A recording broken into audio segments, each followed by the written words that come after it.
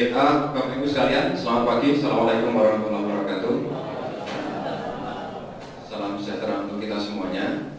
Terima kasih atas kehadiran di Perpustakaan Fakultas Teknik di acara dialog bersama pakar yang di tahun ini yang ketiga atau yang keempat, saya agak lupa malah. Dan kali ini kita akan membahas tentang plagiat dan bagaimana menghindari plagiat.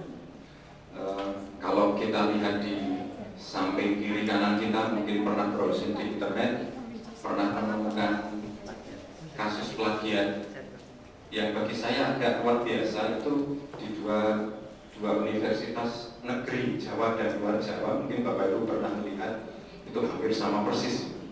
Kemudian selain itu kasus-kasus kecil, baik itu oleh mahasiswa, oleh dosen, bahkan mungkin oleh guru besar dan seterusnya, mungkin juga Bapak Ibu pernah mendengar.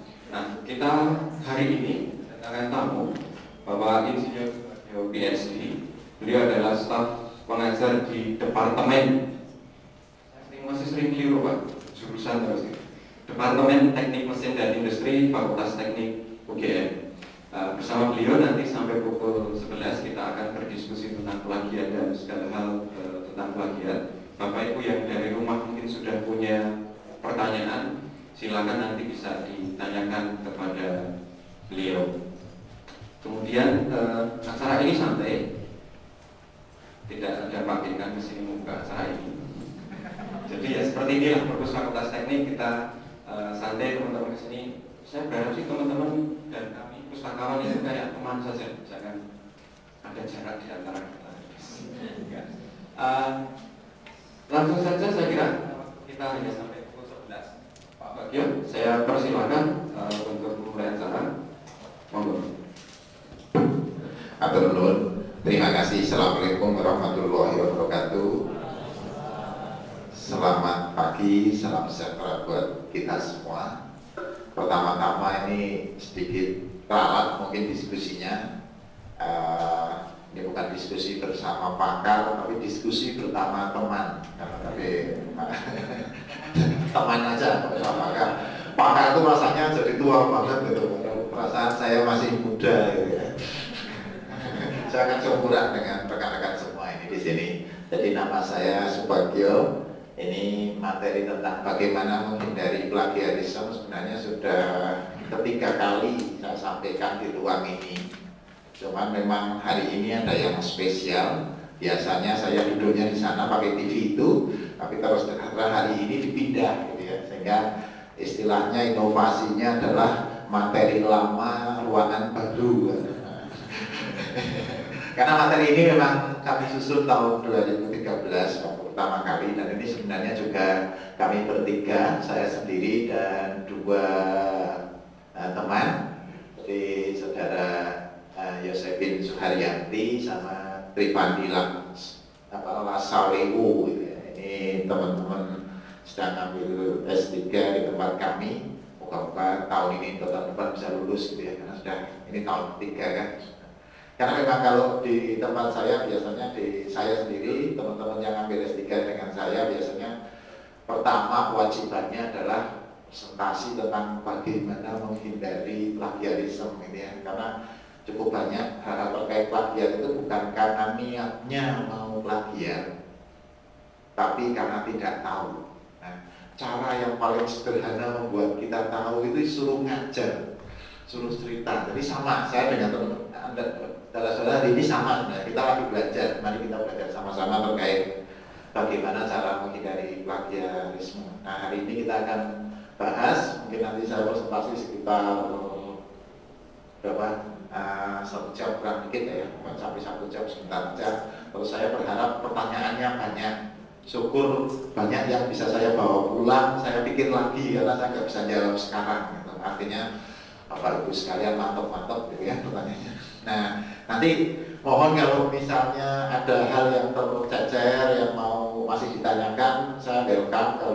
Kalau Bapak dan Ibu nanti nanyakan ke saya baik lewat WA, Telegram, SMS, asal jangan telepon, karena kalau telepon rasanya kadang-kadang kan jadi tidak clear gitu ya. Lebih baik itu WA, SMS, seragam diskusi. Ke tempat saya juga boleh. Beberapa tahun biasanya habis kayak gini mesti ada yang datang ke tempat saya tanya terus nggak apa-apa. Jadi ini ya kami tim bertiga.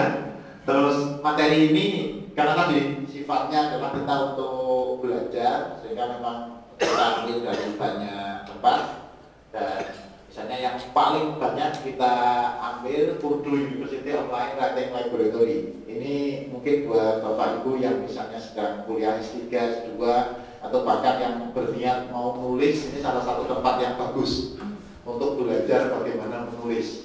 Sangat bagus di Purdue University Online Writing Laboratory. Lalu saya ngambil dari ada yang dari tertib dan yang lain-lain. Dan walaupun memang sifatnya saya ngambil, tapi nanti kalau ada yang salah, bukan kesalahan yang saya ambil, ya salahnya saya. Nah, itu. Terus sedikit cerita tentang saya. Nah, ini mungkin biar Bapak Ibu sekalian ini kebetulan tadi masuk terus cerita kalau katanya kemarin sempat ada Scopus ada orang Scopus yang menceritakan terkait dengan Scopus. Kebetulan juga di UGM sudah lama sebenarnya kita berlangganan Scopus. Saya pikir itu fasilitas yang sangat bagus. Jadi banyak orang merasa bahwa apa kita dijajah Scopus juga karena Scopus juga membantu kita untuk menyebarkan kebaikan. Ya. Jadi saya sering bilang bahwa kalau publikasi itu niatnya bukan mencari kehormatan, tapi kita menemukan sesuatu yang baik disebarkan semua orang sehingga kalau nanti ada yang memanfaatkan menghasilkan sesuatu itu kan bisa kurang-kurangi kalau kita berbuat salah tuh ya. Nah, ya kan? Itu kayak semacam tabungan gitu. Jadi niat kita itu bukan pengen apa jadi Scopus sangat bagus niat ke sana karena dia banyak hal yang disampaikan oleh Scopus, misalnya dia memperkenalkan konsep H-index misalnya. Ya, mungkin tahu yang pernah dengar H-index gitu ya. Jadi kecuali kalau dulu itu orang publikasi kan banyak-banyak jumlah gitu ya. Kalau jumlahnya banyak maka dia gitu ya. Kalau sudah di atas 100, keren, sudah di atas 100. Tapi terus orang mulai bilang publikasi banyak tapi nggak dibaca orang. Kalau sekarang banyak-banyak yang baca. Akhirnya yang berapa yang dibaca orang, jadi jumlah citasinya itu yang dibanggakan. Wah, publikasinya citasinya sudah 100, 200 gitu ya. Terus konsep yang selanjutnya ini, H-index itu sebenarnya kurva antara jumlah citasi dengan paper ke. Jadi kalau diurutkan paper pertama paling banyak citasinya misalnya 1000, paper kedua 100, paper ketiga berapa. Nah sampai paper ke yang jumlahnya sama dengan jumlah citasi itu disebut H-index. Jadi misalnya H-indexnya 5, artinya sampai paper ke-5 H-indexnya jumlah citasinya 5. Nanti paper ke-6 jumlah citasinya sudah 4 misalnya, itu sudah kayak gitu ya, titik potong. Mungkin cerita itu nah saya ceritakan di sini bukan apa-apa, tapi saya naruh sini biar saya juga punya author ID dari Scopus itu kalau nanti misalnya mau nyari yang Pak Bagio yang mana tuh, karena Bagio ternyata banyak sekali di Scopus. Ya banyak Bagio yang top, banyak Bagio yang tidak gitu ya, tapi itu yang Bagio yang saya itu. Terus tadi saya katakan kalau mau menghubungi saya silakan lewat SMS atau nomor HP saya itu. Saya senang macam karena angkanya hampir mirip antara nomor Scopus sama nomor HP gitu. Padahal saya nggak minta loh, cuma mirip. Karena katanya kalau angka 8 itu rezeki ini. Kalau angka 7 pitulungan, 8 rezeki ya. Jangan terus nyari angka 8. Oke, ini cerita aja. Dan tahun ini kebetulan ada beberapa publikasi. Saya bukan pengen hanya ingin nunjukin bahwa kita bisa publikasi cukup banyak. Di Scopus juga bisa masuk, gitu ya, nggak masalah. Dan ini yang publikasi sebagian besar mahasiswa saya bagus-bagus. Saya itu senang kok jadi dosen di UGM karena mahasiswanya pintar-pintar. Jadi dosennya tenang. Ya seperti ada ini kan pintar-pintar ya. Sering bikin dosennya grogi gitu. Oke ya, saya tentang saya. Oke, nah apa hari ini akan kita bahas? Paling tidak kita akan bahas 3 hal. Jadi yang pertama 4 hal, yang ke-0 lagi perkenalan. Nah yang 3 hal ini kita ingin membahas tentang definisi plagiarisme. Apa sih plagiarisme? Biar kita tahu Jangan sampai kita salah mendefinisikan, ya. Terus yang kedua, plagiarisme itu teman apa musuh sih? Ya kita sepakat lah. Karena kadang-kadang ada yang ngomong plagiarisme itu musuh, karena ilmu itu kan miliknya sang pencipta, jadi siapapun boleh pakai, gitu ya. Kan ada yang seperti itu, ya macam-macam sekali. Kita ingin Anda paham sehingga kita bisa tahu oh ini sebenarnya teman atau musuh. Dan yang terakhir, saya pikir yang paling penting adalah bagaimana kita bisa menghindari melakukan plagiarisme. Bisa menghindari. Oke, tiga hal ini. Oke, kita bahas satu persatu. Yang pertama kita, biar suaranya terasa beda sini. Jadi plagiat definisi KBBI, KBBI Kamus Besar Bahasa Indonesia.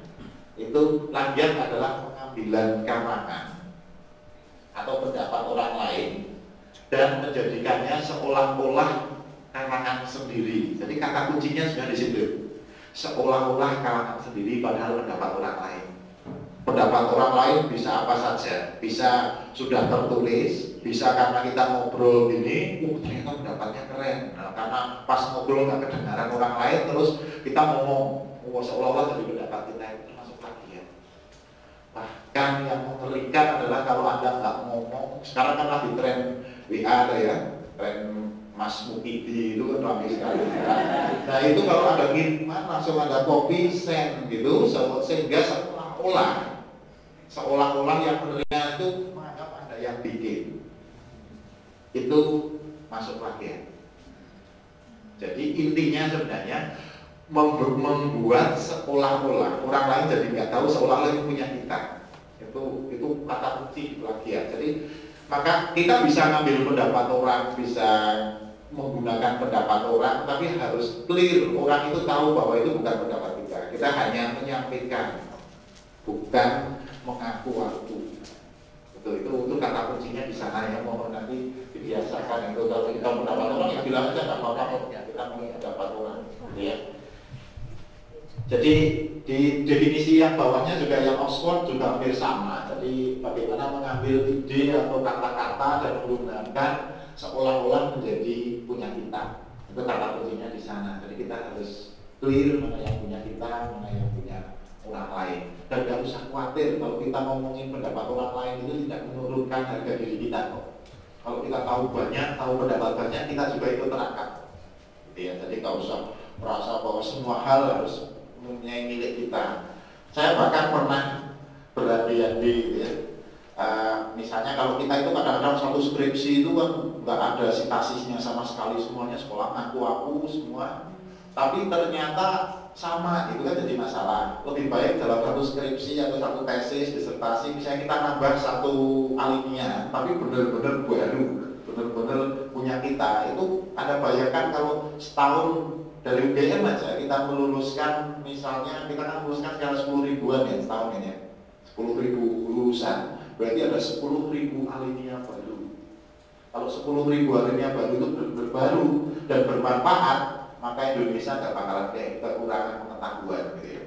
Nah itu membuat kemajuan walaupun sedikit, tapi itu benar-benar baru, itu bagus. Jadi saya nggak usah khawatir dengan plagiat. Nah, jadi per definisi Peraturan Menteri Pendidikan tahun 2010 itu sangat tegas di sana. Plagiat adalah perbuatan sengaja atau tidak sengaja dalam memperoleh atau mencoba memperoleh kredit atau nilai untuk suatu karya ilmiah dengan mengutip sebagian atau seluruh karya dan atau karya ilmiah pihak lain yang diakui sebagai karya ilmiahnya tanpa menyatakan sumber secara tepat dan memadai.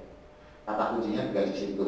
Sehingga kalau ada yang nanya ke saya, tapi di sini nggak ada mahasiswa yang muda-muda. Saya sering kadang-kadang misalnya melihat mahasiswa datang pagi sekali, terus nenteng kertas ini sambil kerjain di depan ini.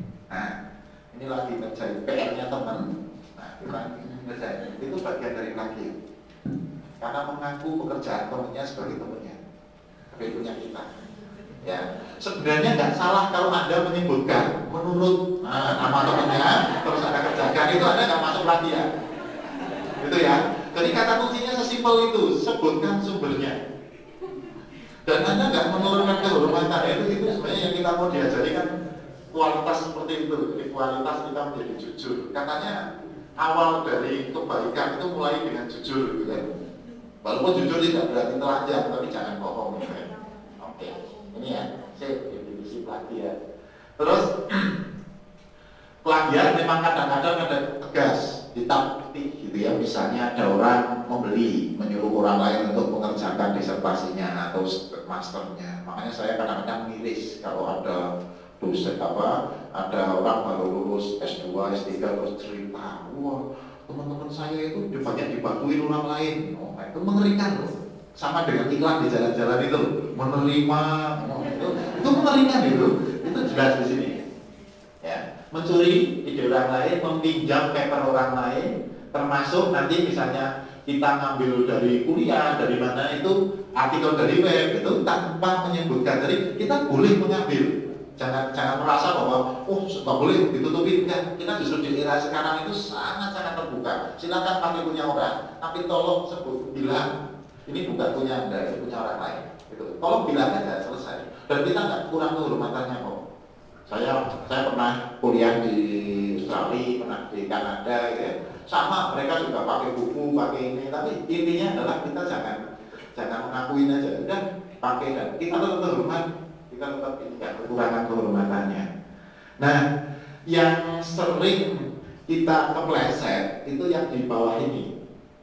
Jadi kita mengambil pendapat orang lain sebenarnya sudah tidak sama persis gitu ya, tapi kepleset gitu ya. Jadi misalnya kita ada orang bilang sesuatu, kita sudah ngomong bahwa menurut si A, tapi kalau kata-katanya persis kita nggak nambahin tanda quote.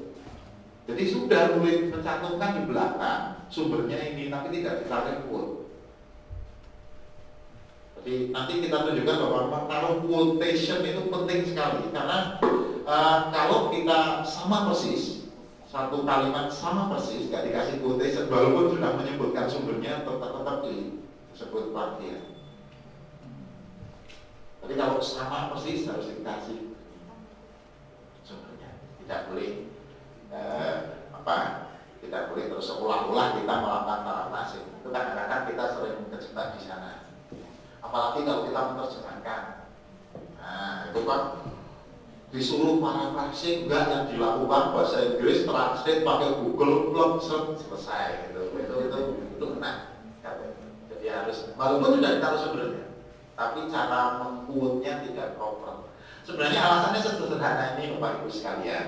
Jadi kalau kita ada orang bilang A, terus kita mengquote bahwa itu A, gitu ya. Kalau kita kata-katanya langsung dikasih tanda quote, maka pembaca setelah kita akan tahu bahwa oh ini kata-kata si dia. Sehingga kalau salah yang salah dia, kalau benar yang benar dia. Tapi kalau kita melakukan paraphrasing, belum tentu kan jadi A, A-nya jadi A minus. Nah, barangkali setelah kita baru tahu bahwa oh sebenarnya A bukan A minus, berarti yang salah kita yang memparaphrasing, walaupun kita terinspirasi idenya oleh sebelumnya. Jadi sebenarnya niatnya kan dulu untuk mendudukkan siapa yang benar, siapa yang tidak, gitu ya. Itu, oke.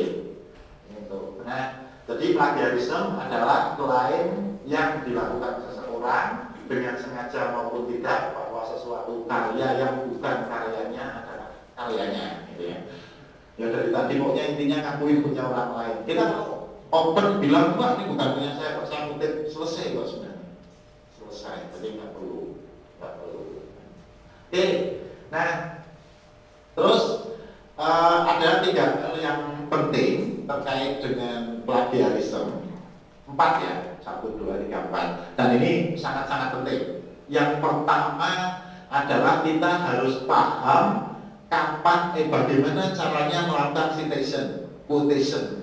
Karena kalau salah tadi ya, apakah kita sudah harus ngasih tanda quote atau enggak, itu nanti bermasalah. Terus yang kedua, bagaimana caranya nih melakukan paraphrasing. Paraphrasing itu mengquote, tapi tidak direct. Kita tulis dengan bahasa kita sendiri. Terus yang ketiga, kita lupa bahwa dalam tidak semua harus kita tulis namanya Pak, tapi ada hal-hal yang sudah masuk kategori common knowledge, pengetahuan umum, itu tidak perlu disebutkan. Contoh, misalnya saya cerita tentang E sama dengan MC kuadrat gitu ya. Itu walaupun saya tak bilang Einstein gitu, semua orang sudah tahu itu bukan teorinya Pak Babio, itu teorinya Einstein. Jadi saya nggak perlu nyebutin itu tak menulis. Nah dalam menulis nanti yang tak menulis juga nggak perlu semuanya. FMA itu juga semua orang sudah tahu. Hukum kekalahan massa itu semua orang sudah tahu. Kelembaban Newton semua orang sudah tahu. Terus hukum termodinamika 2, 1 sudah tahu. Jadi hal-hal seperti itu yang sudah tak menulis kita nggak nyebutin nggak apa-apa.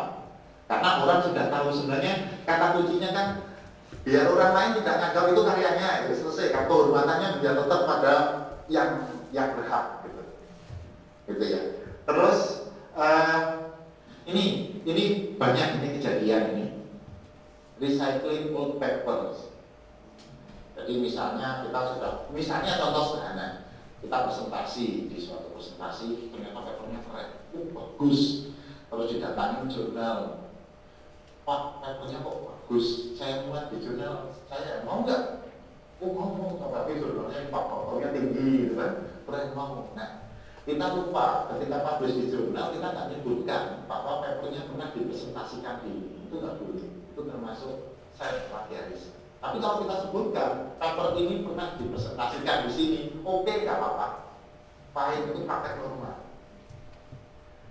Ujungnya sebenarnya kenapa sih harus disebutkan? Biar orang tahu walaupun dia publikasinya kelihatan banyak, dia hanya merecycle. Semua orang tahu, jadi nggak masalah, nggak apa-apa. Jadi makanya saya sering sampaikan intinya kan kita jujur aja kan di sini, bukan aneh-aneh, kita jujur aja. Oke. Oh iya, kita lakukan ya. Kalau ada yang ganjel, tunjuk jari juga nggak apa-apa, kita bisa diskusi gitu ya. Sanksi plagiarisme. Jadi sanksi plagiarisme sangat banyak, bahkan ada yang sampai dipidana, gitu ya, ada teguran, ada penurunan jabatan, ada sanksi-sanksi yang lain. Jadi bahkan ijazah bisa dibatalkan kalau dalam proses pendidikan, gitu ya, kalau terbukti plagiat. Kalau saya sering bilang di luar sanksi-sanksi itu sebenarnya kita yang akan menang, karena kita akan merasa nggak bahagia. Jadi ibarat kursi empuk kita ada durinya, gitu ya. Orang lain nggak tahu, tapi tiap kali kita duduk kita nggak nyaman, gitu ya. Jadi kita kehilangan PD, itu saya sering bilang itu aja. Yang lain-lain bisa lah, kita bisa berkelit, tapi PD kita kan hilang.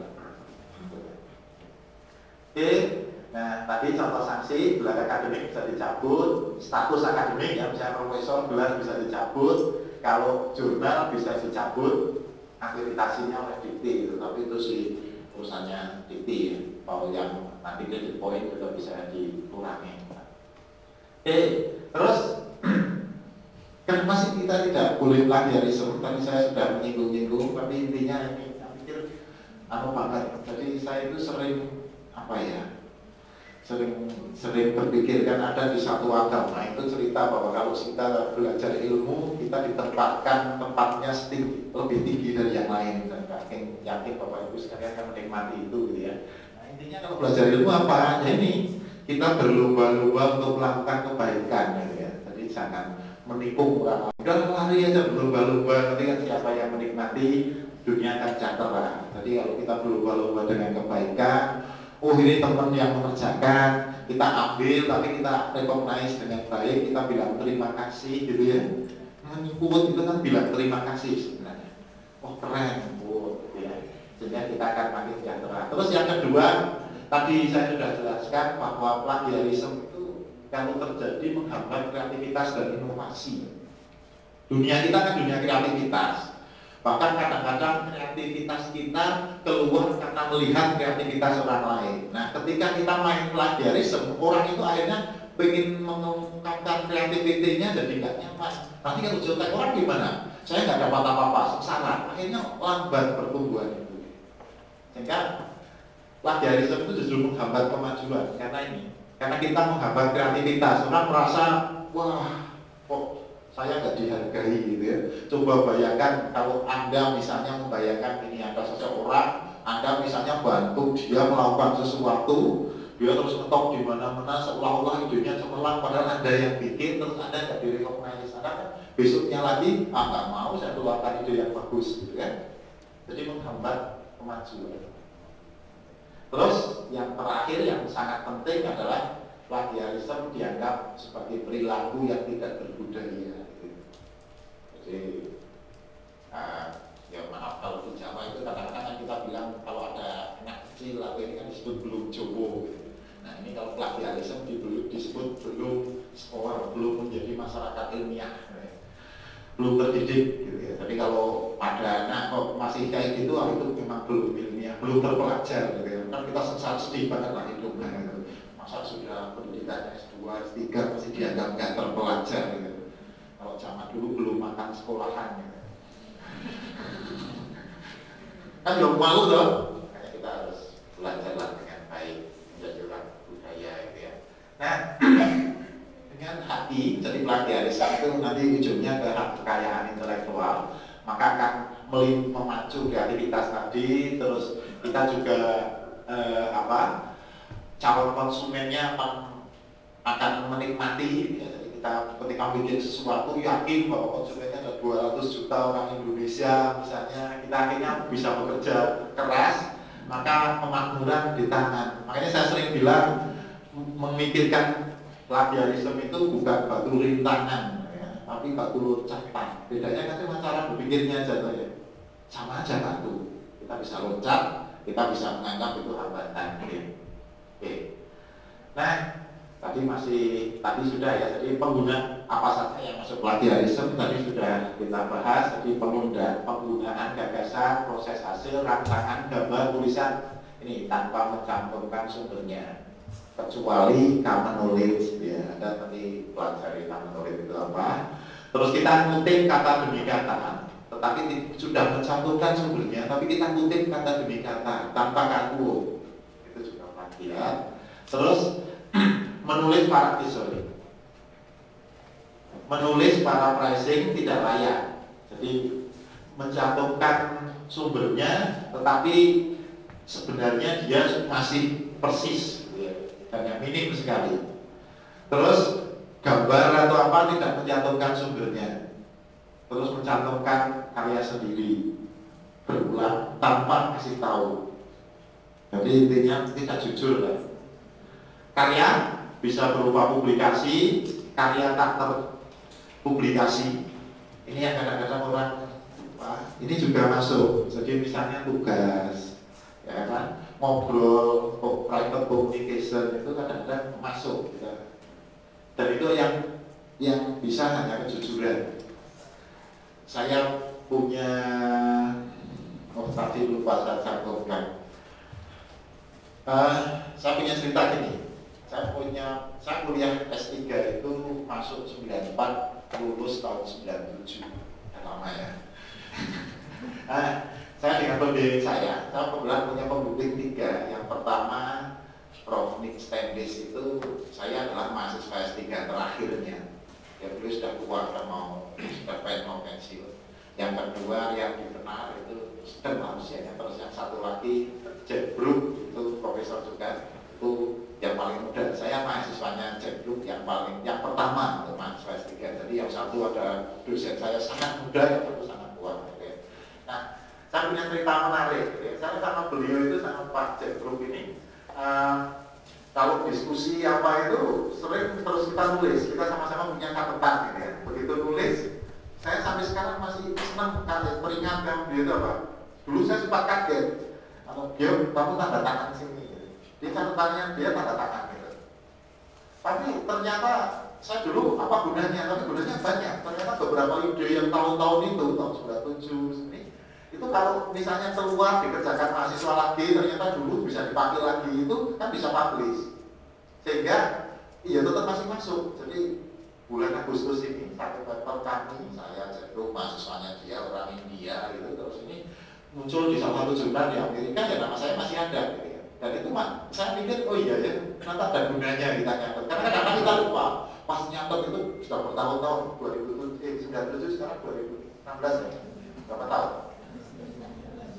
19 tahun kan, makanya kan Anda buka catatan 19 tahun yang lalu kan lupa ini dulu saya ngobrol sama siapa gitu ya. Saya oh iya ternyata pembimbing saya oke, jadi ya seperti itu.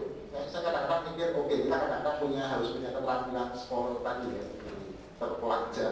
tanda tangan. Itu kalau nyatakan pas saya diminta tanda tangan begitu aja izin. Tanda tangan sini dia, tanda tangan ya tanda tangan. Ternyata ya sampai sekarang kalau masih bisa publish. Agustus ini bulan kemarin ya, Pemerintah Cakui masih bisa publish baru tahun sekian yang lalu. Terus bahan ajar, website jelas, musik, suara, notasi, karya seni, foto, gambar, video, rancangan gagasan, sampai program komputer. Kita harus mengapresiasi itu. Di Indonesia bahkan program komputer kan seingat saya belum menjadi hak paten, tetapi hak cipta masih masuk. Kita juga harus menghargai. Nah, untuk pengetahuan umum menjadi pengecualian, nggak perlu ditulis, karena orang tahu, oh itu bukan punya kita. Terus beberapa istilah tadi ya, self plagiarism itu kalau kita punya sendiri nggak dikasih tahu, jadi mengulang-ulang seolah-olah produktif padahal nggak produktif. Kolusi, jadi ada pekerjaan yang harusnya dikerjakan sendiri dikerjakan rame-rame, tapi nanti dilaporkan sendiri. Contohnya bikin tesis, dibantu teman, bantu suami, nggak ada kata-kata sedikit pun yang mengapresiasi di sana. Padahal nggak apa-apa. Jadi contoh ya, mengerjakan. Saya dulu, kebetulan saya dulu juga guru ya, sekarang enggak. Dulu itu saya lumayan pintar pemrograman gitu. Saya kalau mengerjakan sesuatu, teman-teman biasanya bantu, minta dibantu, tolong dibantuin memprogramnya, gitu ya. Waktu zaman masih Pasika, Fortran, zaman itu saya sering bikinin. Itu ya dengan nggak apa-apa, nanti di disertasi atau di tesis mereka akan tulis bahwa untuk program dibantu oleh siapa. Itu kan selesai. Jadi nggak perlu terus kita nanti pokoknya enggak, yang penting diapresiasi gitu. Jangan terus diakuin ini punya saya semua Pak, punya saya semua, begitu di tes programnya nggak bisa jalanin dia kan. Jadi harus seperti itulah. Terus kontrak cheating, jadi kita meminta orang lain untuk mengerjakan ini lumayan banyak kata-kata yang seperti itu. Amalkan gua saat begini, yang penting mau bayar. Itu enggak perlu. Oke, terus cara nanti, jadi nanti kalau cara merujuk kita ada cara sifatnya reclaim, quoting, dan yang paraphrasing. Ya. Nanti kita bahas satu-satu. Jadi, nah, bagaimana cara menghindari? Nah, kita akan bahas satu-satu ya. Yang pertama ini yang paling penting buat saya. Cara menghindari plagiat itu kuncinya di yang pertama ini. Jadi kalau kita mau publikasi itu harus strong in your mind. Di otak kita itu harus kuat sekali. Publikasi ini itu sebenarnya saya mau menyampaikan apa? Insight apa yang ingin saya publikasikan. Jadi publikasi itu tidak sekedar menulis gitu ya. Jadi saya misalnya pengen punya insight, ternyata ruangan misalnya ruangan perpustakaan ini baru aja berubah tempat duduknya. Oh, saya ingin nulis itu. Nah itu ada insight tuh. Nah kita mulai riset. Oh dulu ruangannya seperti ini, sekarang ini jadi ruangan perpustakaan berubah. Jadi kan kita ada insight. Pokoknya apapun publikasi itu bisa satu tema bisa publikasi berkali-kali. Yang pertama misalnya kita bisa yang pertama cerita tentang pemanfaatan dari sesuatu tadi. Yang kedua, metode mengembangkan sesuatu tadi, kan? Yang ketiga, kita metode ngecek sesuatu tadi, kan macam-macam. Tapi intinya kita harus punya insight, punya tujuan, punya nilai yang ingin dipublikasikan. Dan sebuah paper insight-nya nggak banyak-banyak. Satu aja kalau paper biasa nggak apa-apa. Kalau paper review yang nulis orang terkenal, prominent people, biasanya insight-nya banyak sekali. Makanya kalau Anda nulis disertasi apa, cari dulu review paper karena misalnya insight-nya banyak sekali. Tuh. Jadi nyari insight. Jadi nanti kalau kita punya insight, periset itu sebenarnya bukan juru warta, juga bukan memberitakan orang lain, tapi sebenarnya ingin menyampaikan insight kita. Nah kalau kita menggunakan pendapat orang lain untuk mendukung atau menolak pendapat kita sebenarnya, untuk menganalisis pendapat kita. Kan kelihatan pendapat kita ini orang lain bisa beda kita bahas gitu. Sehingga kita bukan menjadi juru warta, tapi kita menjadi penyampai insight. Terus yang kedua, insight jadi penting sehingga tata cara menulis paper usahakan mulai dengan runtutan mengabarkan insight itu. Tata bahasa nomor 2. tata bahasa nomor 2, bahasa Inggris nomor 2, saya sering bilang gitu. Udah, kalau Anda ingin nulis, mau publikasi bahasa Inggris, bahasa Indonesia, tulis saja bahasa yang Anda paling mudah.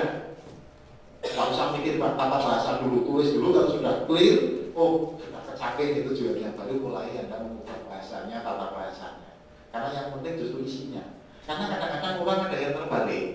Kalau ingin targetnya bahasa Inggris, tulis langsung bahasa Inggris. Problemnya satu sebenarnya. Kalau kita lemah bahasa Inggris, kadang-kadang kita ingin mengungkapkan dengan cara kita nggak bisa. Akhirnya terus ngopi orang lain, kebingungan sendiri nanti.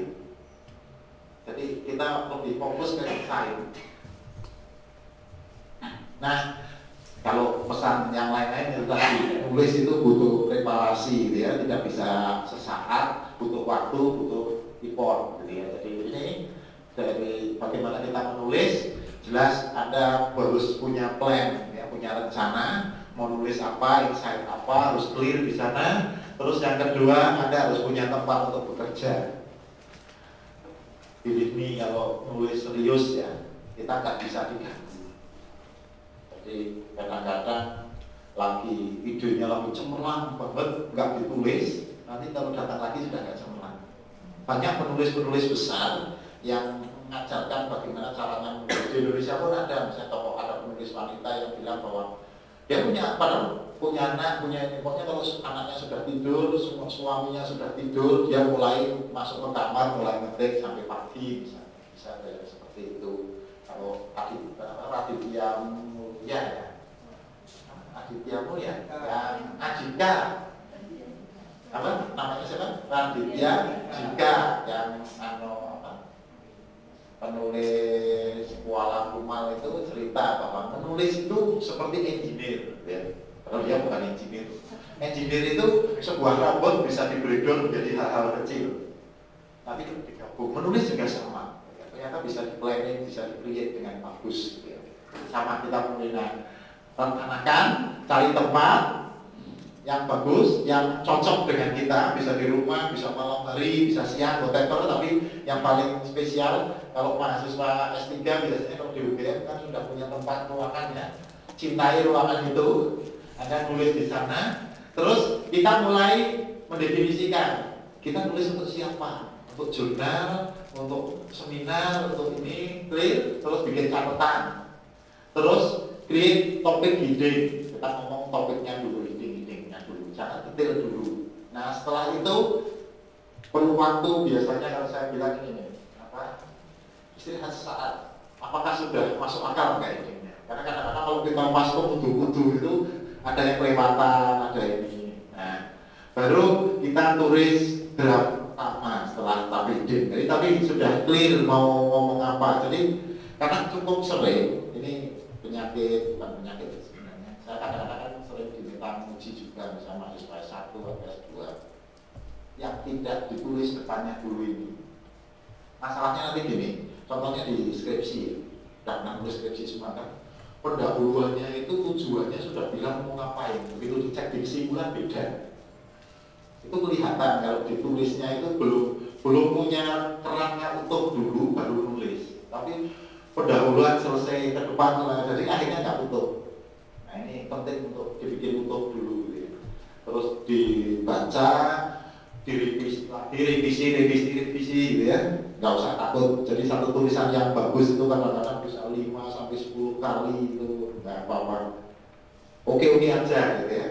Saya termasuk berterima kasih sama pemimpin-pemimpin saya dulu. Saya masih ingat draft disertasi saya itu dulu julukannya adalah Gladi disertasi gitu. Disertasi ya, kan saya Australia, jadi mereka ikut Gladi udara. Karena dosen saya kalau ngoreksi pakai tinta merah, hampir setiap kalimat ini bawahnya dari tinta merahnya gitu. Wah jadi merah, warnanya itu merah putih, cinta tanah air bener-bener. Pertamanya nanti kirim lagi, lama-lama ya nggak oke. Sekarang kalau saya baca kadang-kadang saya masih mikir, kok bisa ya tadi dulu nulis kayak gitu ya. Sekarang, tapi dulu rasanya kadang-kadang kita, pembimbing saya itu apa nggak ada kerjaan lain kecuali saya gitu. Ya itulah. Tapi nggak apa-apa, saya sering kadang-kadang oke, kita memang harus berulang-ulang ini. Akhirnya juga kita akan menikmati gitu ya. tadi ya, jadi mungkin harus ada insight itu harus clear, tegas. Nah nanti kalau insight-nya sudah jelas kan enak. Latar belakang, misalnya kan sebenarnya cuma menjawab kenapa insight itu penting. Latar belakang kan tugasnya cuma itu. Jadi kalau ada orang bilang bahwa paper ini nggak ada gunanya, itu salah kita tulis latar belakang. Karena di dunia ini nggak ada yang nggak berguna.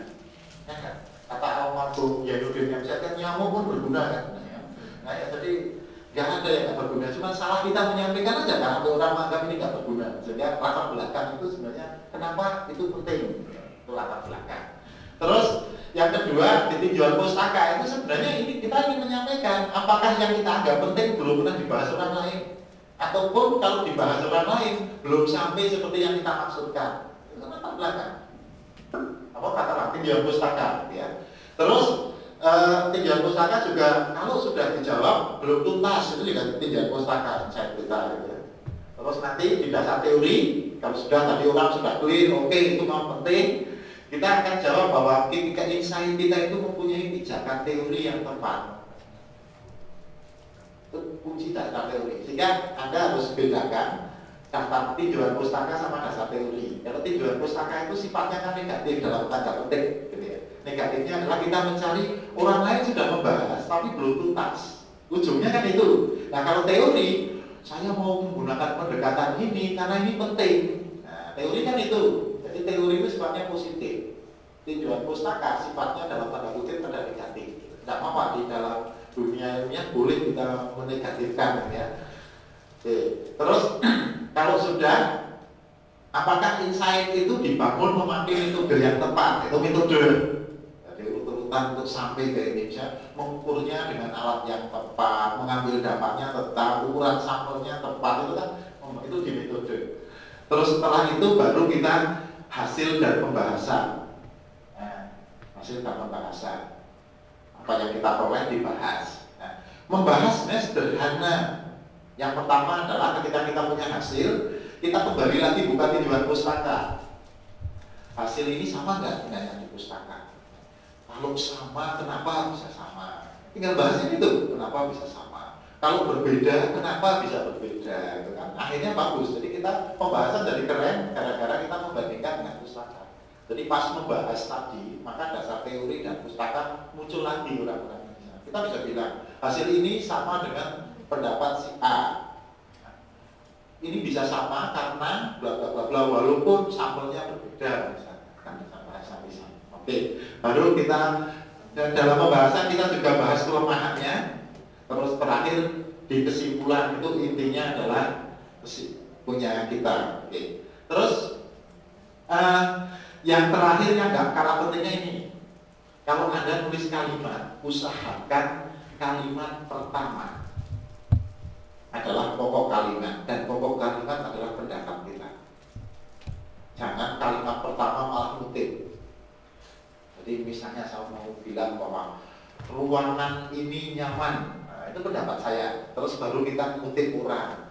Rata-rata temperatur ruangan di Fakultas Teknik 28. Ruangan ini temperaturnya 26. Jadi nyaman karena sejuk. Ini nah, ya itu contoh. Kita pertama pendapat kita dulu, jangan kutip dulu, itu lebih enak. Makanya tadi biasakan kita bikin outline dulu, jangan ngetik dulu lengkap gitu ya, akan kelihatan. Oke, terus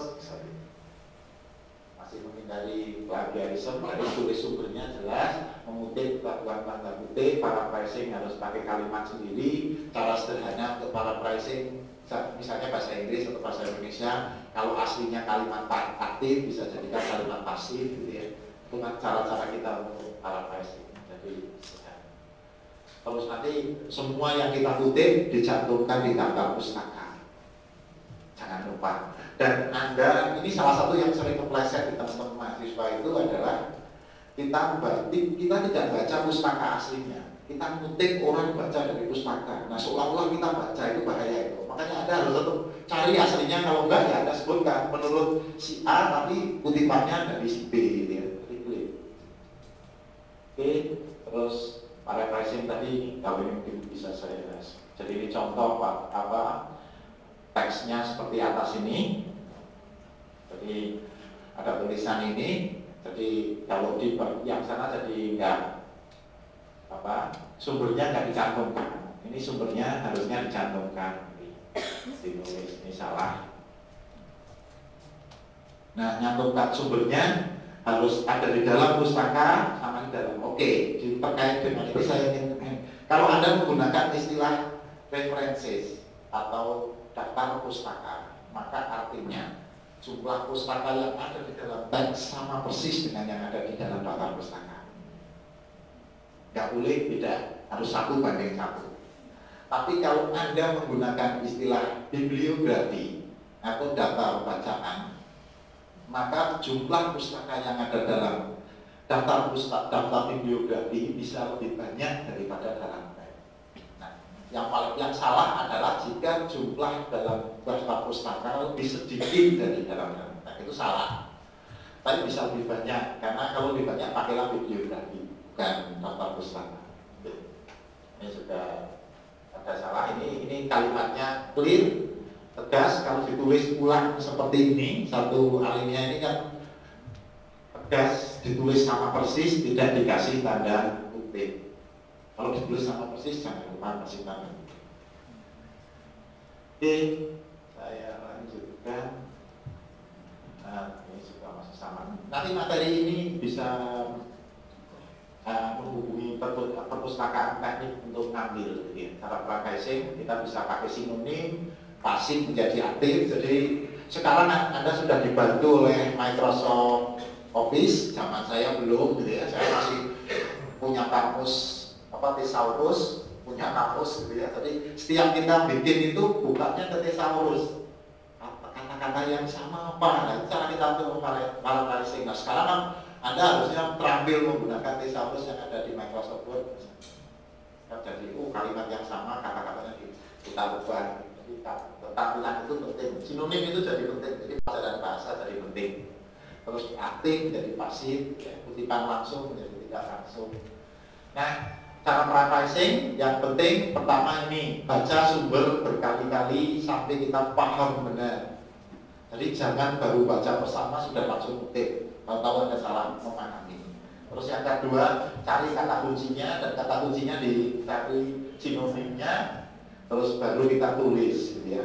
Jadi kalau nulis jelas ini topik, controlling idea itu jadi pokok kalimat, terus supporting point, penjelasan detail, gitu ya. Jadi nanti kalau menghindari plagiarisme masih kalau kata-kata kita atau bukan, kalau ide kita paraphrasing, kalau direct quote pakai quotation, ini juga. Oke. Ini referensi yang saya pakai untuk presentasi pagi ini. Mungkin itu yang ingin saya sampaikan sebagai pembuka diskusi. Moga-moga yang diskusinya jadi hangat, gitu ya. Terima kasih. Monggo silakan kalau ada pertanyaan. Ya, terima kasih atas waktunya. Saya Rahmawati, mahasiswa S3 dari Arsitektur UGM.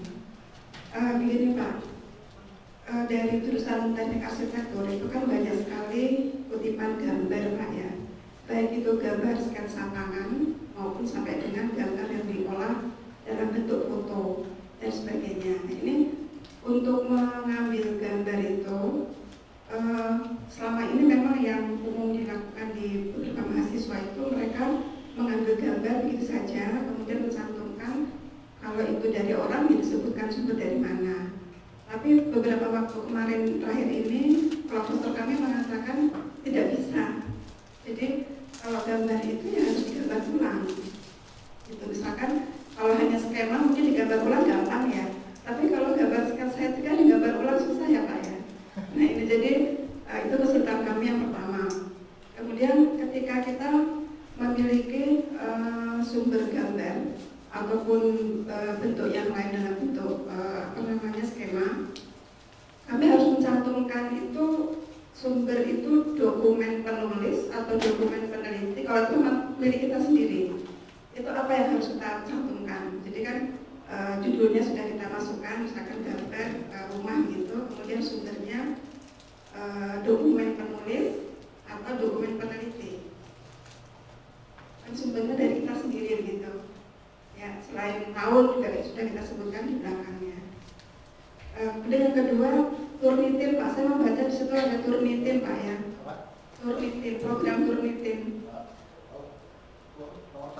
Nomor 2 dari bawah. Nomor 2 dari bawah. Ya. Nah, di tempat kami itu mahasiswa yang menulis tugas-tugas mata kuliah, karena saya juga ngajar Pak di Solo. Jadi mahasiswa yang mengerjakan tugas mata kuliah seminar penelitian itu dia harus memasukkan file itu ke dalam program Turnitin, ya, sehingga bisa ketahuan plagiasinya berapa persen. Nah kemudian tugas akhir seminar penelitian itu dilanjutkan sampai ke tugas akhir. Ada mahasiswa yang memang mengambil bagian dari penelitian itu untuk tugas akhirnya. Nah ketika tugas akhir pun juga harus dimasukkan program Turnitin, sehingga kan sumbernya sama itu self plagiarisme atau bagaimana Pak? Saya kira mungkin itu saja. Ya, terima kasih. Terima kasih. Oh, pertanyaannya bikin saya KO kaki-kaki.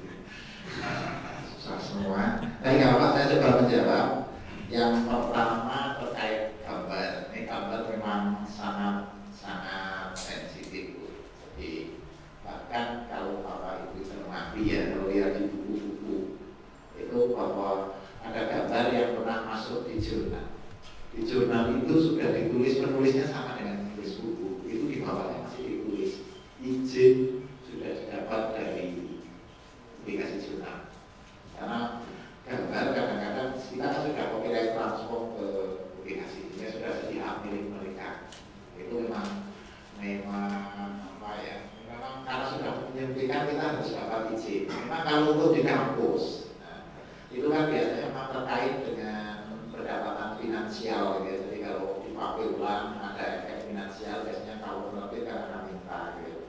Nah kalau untuk kampus memang kita punya kebebasan, jadi untuk kepentingan pendidikan itu kita mungkin sudah menghargai kutipannya sudah cukup, nggak perlu membayar. Tapi untuk kepentingan kita begitu masuk ke bisnis ada efek ekonomi, biasanya mereka akan menuntut. Sehingga memang terkait gambar itu mesti hati-hati. Bahkan saya sering kalau punya publikasi itu gambar justru dari gambar-gambar yang ada ini untuk publikasikan, karena kalau besok kutip lagi saya panjang urusannya gitu. Nah terus kalau digambar sendiri atau enggak, kalau ini mungkin saya karena saya nggak ketemu dengan pembimbing ibu, saya belum nangkap 100% maksudnya beliau apa, karena mungkin maksudnya gini, karena saya dulu juga di waktu saya melakukan saya di tesis saya juga saya punya ada orang lain punya gambar, tapi saya gambar lagi karena saya ingin memasukkan data baru punya kita. Jadi kalau Bapak Ibu kan sering lihat di publikasi ada garis bata titik-titik orang lain, terus kita masukkan lagi punya kita. Nah, saya gambar lagi Bu, saya masih ingat waktu itu teknologi komputer belum mustahil sekarang ya, saya bayangkan tahun 94, 97. Saya pakai gambar, saya bikin garis seperti milimeter blok itu, terus dari sana kita gambar ulang. Saya masih ingat itu. Faktanya jadi saya gambar ulang, tapi idenya sebenarnya tadi kalau ingin memasukkan. Nah, karena kalau mengutip gambar itu kalau ada efek ekonomi memang masalah itu. Tapi kalau di kampus sih sebenarnya karena nggak ada efek ekonomi ya, itu dan memang ada perjanjian seperti yang pendidikan nggak apa-apa. Tapi memang harus disebutkan, jadi nggak boleh kita nggak menyebutkan. Tapi kalau nanti mungkin kalau saya maksudnya kenapa harus digambar ulang, kalau nggak ubah nggak apa-apa ya. Tapi asal ada izin dan lain. Karena memang ada copyright langsung itu kalau untuk nyetak di buku misalnya itu ada. Karena buku itu sudah masuk ekonomi, jadi tidak untuk mengajar kan. Ya memang mengajar salah satu, tapi kita kan ingin jual, sehingga kalau itu kita harus ambil gambar. Yang gambar itu, jadi kalau yang harus di-scan saya nggak tahu maksudnya, tapi kalau misalnya saya dulu karena saya ingin nambahin, jadi saya gambar ulang. Dan kalau sekarang saya juga mahasiswa saya biasanya kalau gambar hanya scan, saya minta gambar cuma apa-apa biar lebih jelas. Karena kalau ambil ada scanan kok enggak, biar lebih jelas sampai itu. Terus yang kedua, yang tadi yang kita pakai Turnitin itu yang pertama gini, ini pendapat saya pribadi ya, mungkin saya salah, tapi saya selalu berpikir gini, kalau kesamaan tulisan itu kita belum boleh bilang plagiat.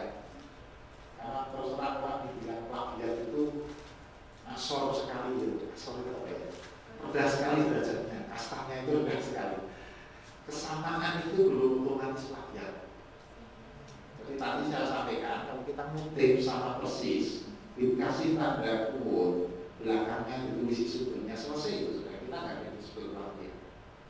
Sehingga kesamaan itu tidak otomatis plagiat. Kita paling baru bisa bilang bahwa paper ini sama 80% dari sana. Nah, untuk menjustifikasi biasanya dijudge oleh ahlinya.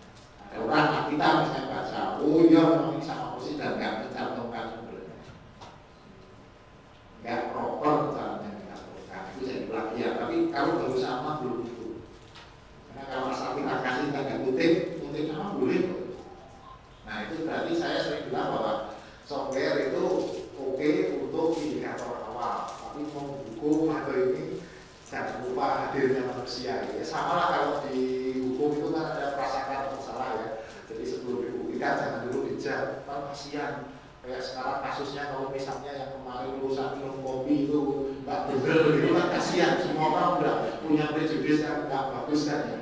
Nah kita sebaiknya kan ini sebagai tanda, sebagai simptom, tapi untuk decision jangan lupa keadaan manusia. Saya sering nyampaikan itu untuk yang. Jadi nah, terus kalau bagian dari disertasi, bagian dari tesis, terus nanti dipublikasikan lagi, itu memang common, semua orang common menulis itu. Bahkan biasanya kita tesis belum selesai sudah publikasi. Itu nanti ketika dipublikasi kita bisa nyatakan sebagai pustaka kan oke, belakang oke. Karena memang itu common bagian dari tesis sebagai publikasi.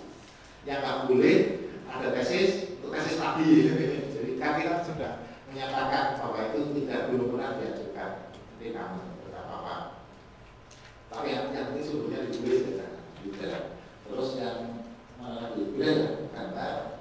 Kalau misalkan sumber gambar itu milik kita sendiri, itu nanti. Oh ya, penyebutannya milik ibu itu di posisi di mana sudah pernah dipublikasikan.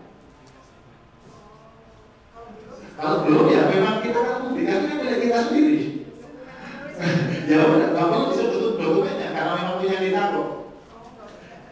Substansinya adalah kita tidak mengakui karya orang lain atau karya kita yang pernah kita publish. Substansinya di sana. Jadi kita tidak mengaku-ngaku kita produktif. Substansinya. Ya kalau tulisan cinta ya udah ini memang gambar kita publish saja, belum ada yang punya lainnya. Tapi kalau kita pernah publish di paper A misalnya, kita mau munculkan lagi, boleh. Tapi kalau belum publish nggak usah. Jadi itu ya, substansinya di sana. Tidak disebutkan sumber dokumen pribadi. Belum, karena punya kita kok. Nah, kalau punya teman ibu baru disebutkan. Kalau ternyata teman ibu itu belum mempublish, kita bisa tulis sebagai private communication. Memang private communication untuk menjaga kadang-kadang lemah sekali, karena dianggap belum teruji. Tapi ya kita nggak boleh mengakui bukan orang lain. Private communication ada, bapak kan sering ketemu ibu ya. Di literatur di bawahnya private communication. Biasanya kalau di jurnal apa kadang-kadang minta bukti private communication itu apa, silakan apa tulisannya, catatannya, gitu ya. Oke, itu. Baik, dan berikutnya, boleh satu power tanya bikin masih. Terima kasih. Nama saya Zainal dari S2 Teknik Sipil. Yang mau saya tanyakan Pak, untuk aturan umum plagiat di Indonesia itu sebenarnya berapa persen? Karena sekarang kan banyak sekali program-program online mengenai originality checker itu kan biasanya 30%, 40%, 50% itu kan hanya dari struktur katanya saja. Apakah itu sudah menjadi satu panutan atau tolak ukur seberapa aslikah karya kita? Nah itu apakah di Indonesia sudah mengatur mengenai hal itu? Kemudian yang kedua Pak, kalau misalnya kita ngambil teksnya dari bahasa Indonesia, kemudian karya kita kan bahasa Inggris. Nah itu apakah kita harus membuat quote-nya? Karena kan ibaratnya kata bahasa Indonesia kita Inggriskan, kadang katanya itu sudah menjadi paraphrasing gitu Pak. Nah, apakah kita perlu juga quote-nya itu juga? Terima kasih. Terima kasih, pertanyaan menarik. Yang pertama tentang persen, sebenarnya jawabannya sama dengan Ibu Ratnawati, yaitu sama. Bahwa saya termasuk orang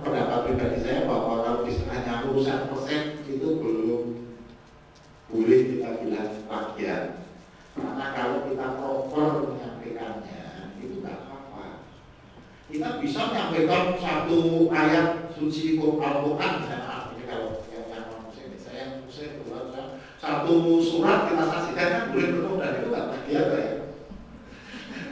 Ya kan? Belum kan? Kalau di Quran saya yakin di Injil juga sama. Tuhan pun juga mengenal yang namanya paraphrasing. Kalau ada ini kan cerita tentang Luqmanul Hakim, gitu kan, menasihati anaknya, gitu kan. Itu kan tidak terus ditulis orang lain. Di Injil juga sama. Ya. Sehingga sebenarnya kita terbiasa dengan menghargai orang lain. Nah, oke. Tapi tadi persentase saya sering bilang bahwa bukan persentase, itu hanya indikator awal.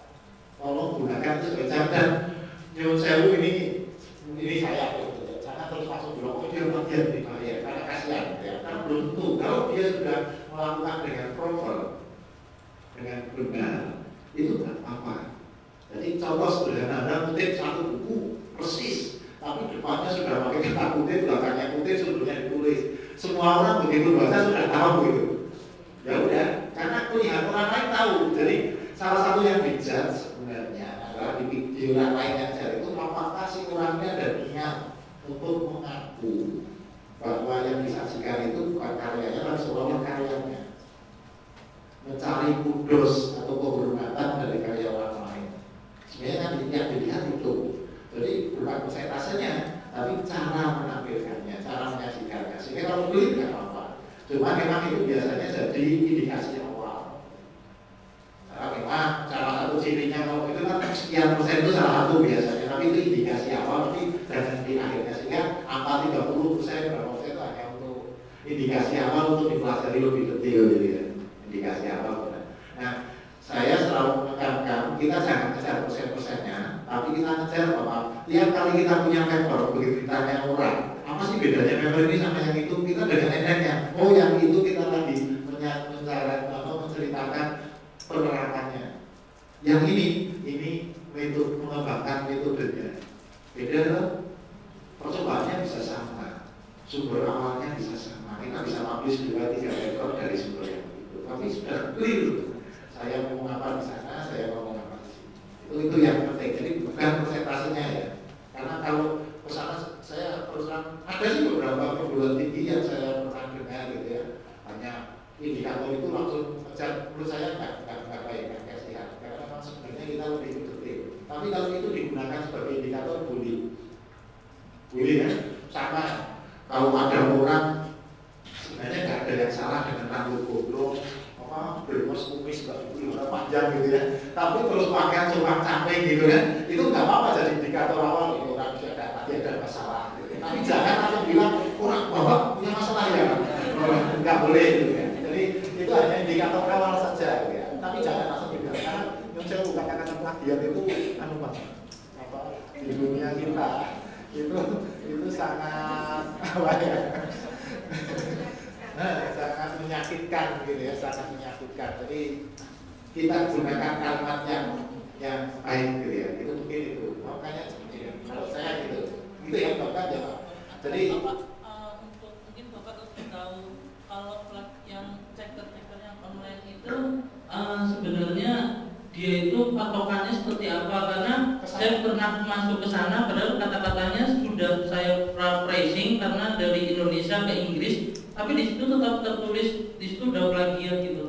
Oke, Pak saya tadi. Pertanyaan yang kedua adalah kalau terjemahkan kalau sama persis memang harus ada kualitasnya, walaupun bahasanya beda. Contoh, Henry Ford itu kan pernah ini cerita biar ada. Saya kebetulan dari teknik industri. Di teknik industri salah satu yang terkenal kan kasusnya Henry Ford. Henry Ford itu awal-awal dulu membuat mobil namanya T, model T. Itu biar efisien, semua dicat hitam, biar efisien. Dan waktu itu yang bikin mobilnya Ford ya, dicat hitam, harganya murah gitu ya. Terus akhirnya konsumen kan pengen warna lain. Nah, terus manajer pemasarannya ngomong sama Henry Ford bahwa apa? Pas konsumen sebenarnya ingin warna lain, terus yang dibuat jawabnya adalah penuhi whatever color customer want as long as black. Kita ngomong dalam bahasa Indonesia, berikan warna apapun yang mereka minta sejauh hitam. Itu kita jelas kok kata-katanya Henry Ford kan, saya bukan paraphrasing kan. Ya kan? Nah itu, jadi menerjemahkan itu kalau sama masih paraphrasing. Masih kita kalau kita jadi saya ini kadang-kadang kita sama pleset gitu ya. Ada buku bahasa Inggris, terus kita ngajar sama masih hanya jadi bahasa Indonesia, kok penulisnya ditulis atas nama kita nggak bilang apa-apa, sebenarnya tidak. Nah, kalau kita menulis walaupun buku, kita harus clear dari awal. Kenapa buku ini kita tulis ulang? Ini titik tekannya. Kalau dulu itu yang buku itu fokusnya pada turunan rumus. Ini kan buku saya, misalnya buku saya fokusnya pada aplikasinya. Jadi beda, walaupun di dalam nanti bahasanya mirip, tapi sebenarnya sudah misinya beda, insight-nya sudah beda. Tapi kalau sama persis kita terjemahkan itu nggak boleh. Karena kadang-kadang itu banyak saya ngomongin itu, jadi buku itu begitu dibuka, kok sama dengan itu kok ya tidak, itu nggak cukup kita hanya mencantumkan di daftar bersama.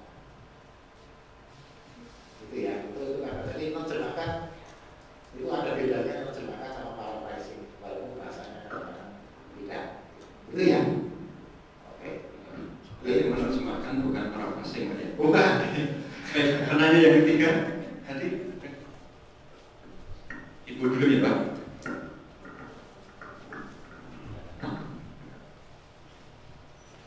Terima kasih atas waktunya. Gini Pak, kalau masalah saya Arda dari UMY. Jadi masalah plagiat ini sebenarnya masalah yang penting. Namun kalau kita lihat di Indonesia belum seserius di negara tetangga gitu ya Pak ya. Nah tadi ada self plagiarism. Bagaimana kalau itu memang diperkarakan? Siapa Pak yang akan memperkarakan hal itu? Kemudian kalau kita lihat self plagiarism itu pada saat yang bersamaan dia menjadi tersangka dan juga menjadi korban Pak. Bagaimana itu Pak? Oke. Terima kasih ya kalau cerita di Indonesia memang masih banyak masalah. Saya sangat sependapat dengan Ibu. Jadi kita masih sangat banyak masalah. Sehingga itu yang membuat saya, salah satu alasan saya masih senang hidup di Indonesia. Bukan karena apa? Karena saya masih yakin bahwa di sini belum ideal. Sehingga kalau kondisinya kita belum nyaman, ya karena belum ideal. Jadi kalau semuanya sudah seperti yang ideal di sini, kondisinya kacau kayak gini, itu ya saatnya kita segera aja ketemu yang Maha Kuasa. Loh iya, karena sudah nggak ada harapan lagi. Makanya kalau saya bilang ya oke, Indonesia masih seperti ini, there is a lot of room for improvement. Sehingga kehadiran kita di dunia ini masih bisa ada chance untuk ikut berbuat baik gitu ya. Nah, untuk bermanfaat. Kalau sudah bagus semua kan, malah nggak ada chance. Yang mengerikan sudah bagus semua, tetapi kayak gini gitu aja. Terus apa lagi yang harus dilakukan? Kan tidak ada kan? Tapi kalau sekarang masih ada chance. Jadi nggak usah khawatir, kita harus cintailah negara kita yang sangat kita cintai ini. Gitu ya. Terus kalau self plagiarism itu seolah-olah siapa yang dirugikan? Sebenarnya nggak dirugikan, tapi di dunia kita, di dunia terpelajar, sekolah gitu ya. Itu kalau saya masih ingat salah satu video di Inggris itu ada cerita bahwa makin tinggi status sosial kita, maka makin jauh jarak makanan dari piring ke mulut. Gitu. Jadi kalau orang kelas bawah biasanya makan tuh harus orang kita ada pidato dulu, terus ada doa dulu, panjang, makin gabung, ya panjang, makin tinggi status sosial sama di dunia. Kita bilang bahwa kaum terpelajar itu kan diangkat derajatnya sedikit, sehingga kita memang harus ya aturannya lebih banyak. Saya yakin kalau setelah kita kenal Bapak Ibu sekalian, saya dosen misalnya, kalau Bapak Ibu ketemu saya dimakan di pinggir jalan sana, terus kaki saya naik di atas kursi sambil jongkok di atas kursi terus makan, itu Bapak mesti nggak kayak dosen ya kan? Kita ada perilaku kebiasaan yang akhirnya dituntut menyesuaikan dengan status kita. Jadi kalau kita makin dewasa, makin posisi kita makin naik, ada tuntutan-tuntutan untuk menyesuaikan dengan sana, termasuk juga dalam dunia akademis. Nah, kita dituntut, kita dianggap kapabel, punya reputasi, punya ini, tapi juga ditunjukkan dengan cara yang baik. Salah satunya, jangan mengaku-ngaku produktif kalau tidak produktif. Jadi kalau sudah bisa itu, ya ini paper saya ini 2000 materi saya 2013 ya, saya 2013 saya nggak ada ini materi baru. Ini saya sudah ngomong di sini 3 kali. Ya. Orang sudah tahu kok ulangnya kemarin dia itu saya minta maaf sama kami. Tapi orang kan tahu saya nggak ini nggak baru, saya nggak bilang saya mempunyai 3 materi terkait plagiarisme. Enggak, ini materinya sama. Ya kan? Itu. Terus nanti masalahnya sebenarnya bukan di sidang, bukan dirugikan tidak dirugikan, tapi kita bangun kultur kata. Terus ujung akhir sebenarnya yang kita kejar adalah komunitas. Kalau kita kreatif, maka harapannya komunitas kita makin bahagia, makin sejahtera. Karena banyak hal yang potensi untuk menyejahterakan bersama. Sehingga yang dirugikan masalah kita semua komunitas. Kalau ada orang sebenarnya nggak kreatif, dianggap kreatif. Papernya cuma 5, tapi seolah-olah papernya 15. Karena 5 itu semuanya dipublikasi 3 kali di tempat yang berbeda-beda. Itu kan saya katakan. Dan nggak harus dihukum, jadi nggak harus buat karena saya sering punya dulu itu Pak Kayam, terus ada yang dari Semarang itu psikologi, saya Pak Kayam lah ya, Pak Kayam dari psikologi itu Pak Darman Wayatman itu kan sering bilang gini, bujang Depak, camat mesem, bupati semu. Pernah dengar istilah itu? Kalau level kita bujang, level kita kelas bawah itu kalau marah Bupak tendang ngamuk gitu kan. Kalau Pak Camat, kalau kita sudah di tengah gitu kan, itu kalau marah senyum. Jadi, marah itu malah senyum gitu kan. Kalau setekan dan mesem seperti nggak harus ngamuk gitu ya. Tapi kalau bupati semu, marah nggak marah biasa aja. Seperti Pak Harto kan dulu gitu kan, senyum tenang, tapi sebenarnya dia marah sebenarnya. Ini kita juga ada ya seperti itu. Jadi kita nggak harus dimarahin orang gitu kayak gitu. Itu mungkin kayaknya share itu. Jadi oke ya, jadi nggak harus kita diperkarakan orang. Kalau yang diperkarakan biasanya kalau urusannya dengan kita, misalnya kita ngajukan naik pangkat gitu terus ini kok sama dengan sebelumnya. Tapi sebenarnya ada media untuk klarifikasi. Enggak, ini nggak sama kok. Esensinya berbeda karena yang ini ingin apa ya. Kalau itu yang saya sering bilang bahwa kita harus sajikan insight. Kalau memang kita publish 2 kali yang dekat, ya, satu penelitian bisa kita publish 2 kali, ya. 2-3 kali itu ya karena insight-nya beda. Bukan sama persis. Kalau sama persis, tolong ditulis di bawahnya. Biasanya ini sudah dipublikasikan di sini. Biasanya kalau sudah gitu kita nggak tulis 2, tulisnya cuma 1. Dan penilai kita juga tahu, oh ya ini sudah dipublikasikan, berarti yang itu nggak ditulis. Hanya untuk memperluas jangkauan. Karena sangat sering buku paper-paper bagus itu dipublikasi 2 kali. Sangat sering. Bahkan kadang-kadang sudah publikasi di jurnal, misalnya kalau di dunia manajemen paper-paper Google itu sudah ditulis di Harvard Business Review, akhirnya dibikin buku. Karena banyak sekali orang ingin membaca lagi. Nah itu kan, tapi semuanya ditulis karena bahwa ini sudah dipublikasikan. Tulisannya Pak Kayam yang tadi jadi KR, akhirnya jadi buku Makan Orang Kumpul. Tapi di sana ditulis bahwa ini lebih di KR kapan, sehingga semua orang tahu bahwa ini bukan tulisan baru, ini mengumpulkan tulisan yang lama, sehingga tidak diklaim 2 kali. Ini bukan apa saya Pak. Tadi gue ojok sini Pak.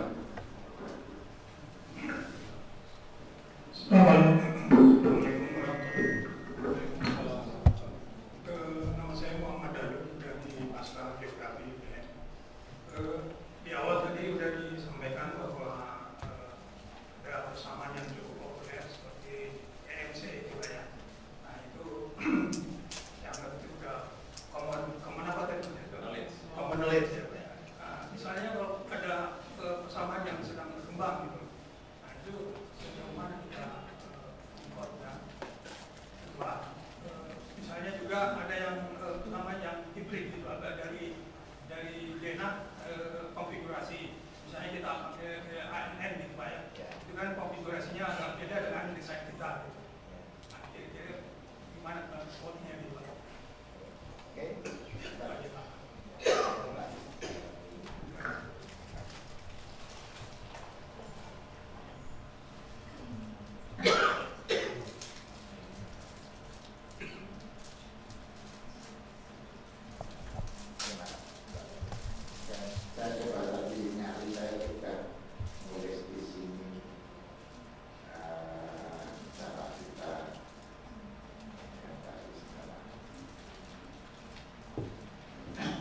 Oke, jadi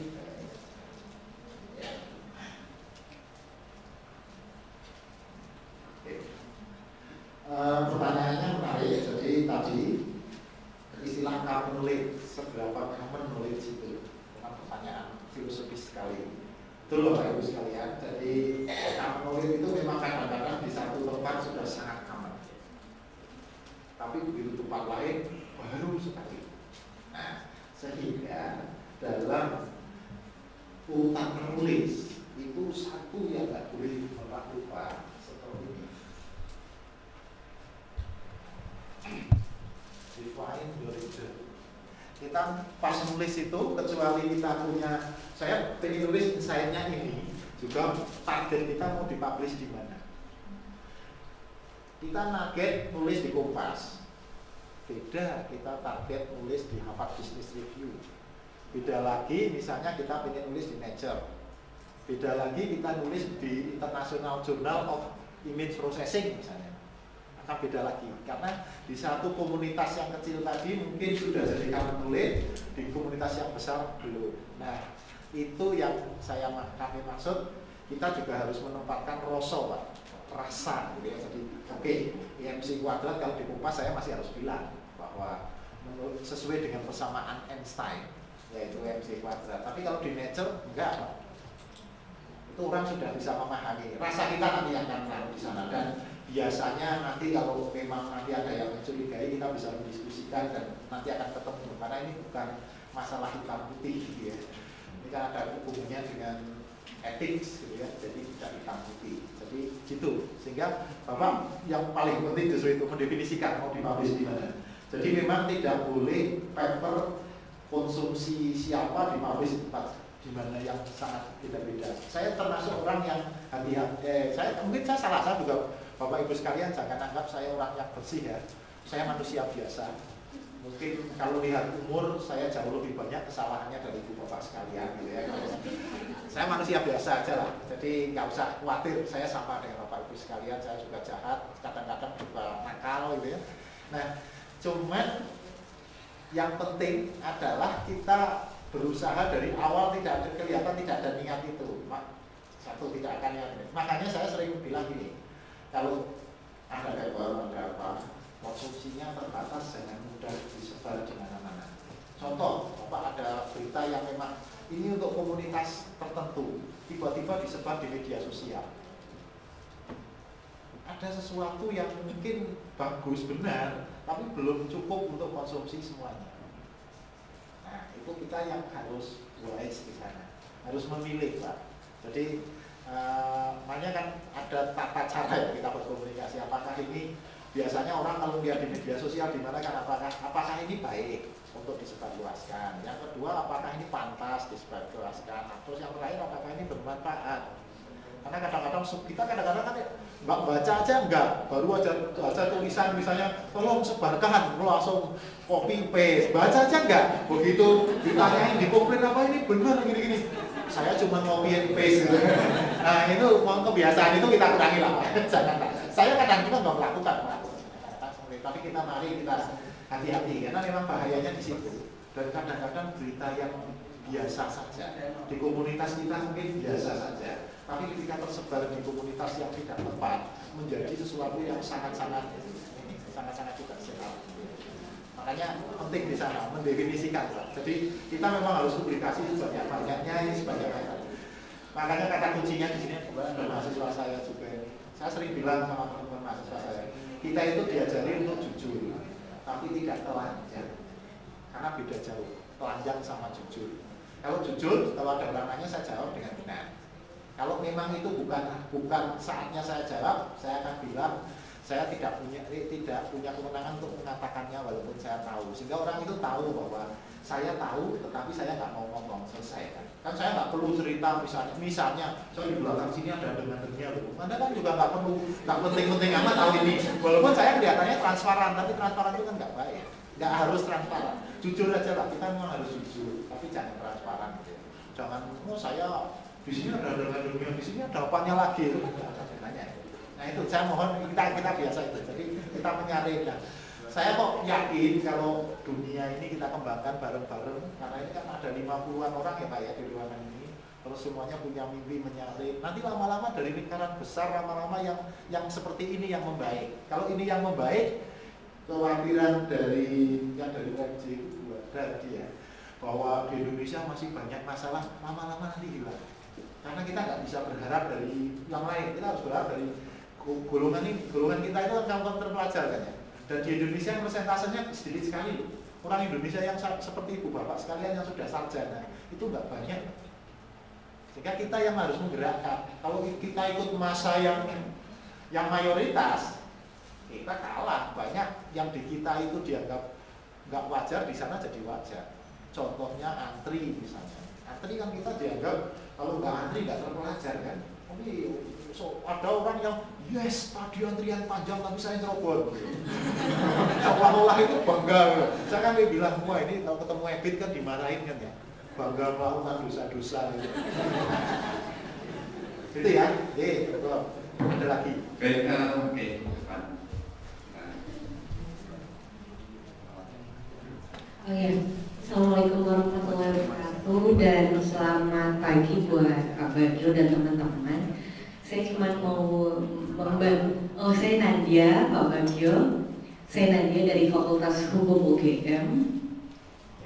Ya, sebenarnya saya nggak mau bertanya, tapi mungkin membantu closing statement Pak Bagio atas pertanyaan Ibu tadi tentang masalah dan aturan. Sebenarnya kita punya Undang-Undang Sisdiknas nomor 20 tahun 2003, Ibu mungkin dan teman-teman juga. Jangan dibaca semua, tapi baca 2 pasal. Di situ ada pasal 25 ayat 1 dan ayat 2 dan pasal 70. Karena kalau sudah baca aturan itu pasti mau muntah karena saking banyaknya. Iya, pasti mual-mual. Nah, di situ sanksi untuk di pasal 25 ayat 1 ayat 2 apabila terjadi plagiarisme itu akan dicabut gelarnya. Baru di pasal 70 itu juga dijelaskan kalau memang terbukti ada plagiarisme, kita bisa memilih 2 pidana. Jadi kalau misalnya Pak Bagio nih terbukti sebagai seorang plagiarisme, jadi saya sebagai seorang hakim akan menjatuhkan Bapak mau pilih pidana penjara atau mau pidana denda. Jadi begitu. Jadi ini mencontohkan supaya teman-teman di sini juga punya kesadaran hukum, awareness tentang hukum. Karena plagiat sendiri kan juga dengan kata Pak Bagio kan itu nista banget ya buat kita. Gitu. Terus kalau pidana dendanya 200 juta paling sedikit. Itu minimal, nanti maksimalnya hakimnya, terserah hakimnya. Kalau untuk pidana penjaranya 2 tahun. Tapi nggak mungkin kan kita memilih 2 tahun dan kita nggak punya SKCK kemana-mana gitu ya Pak Bagio dan teman-teman.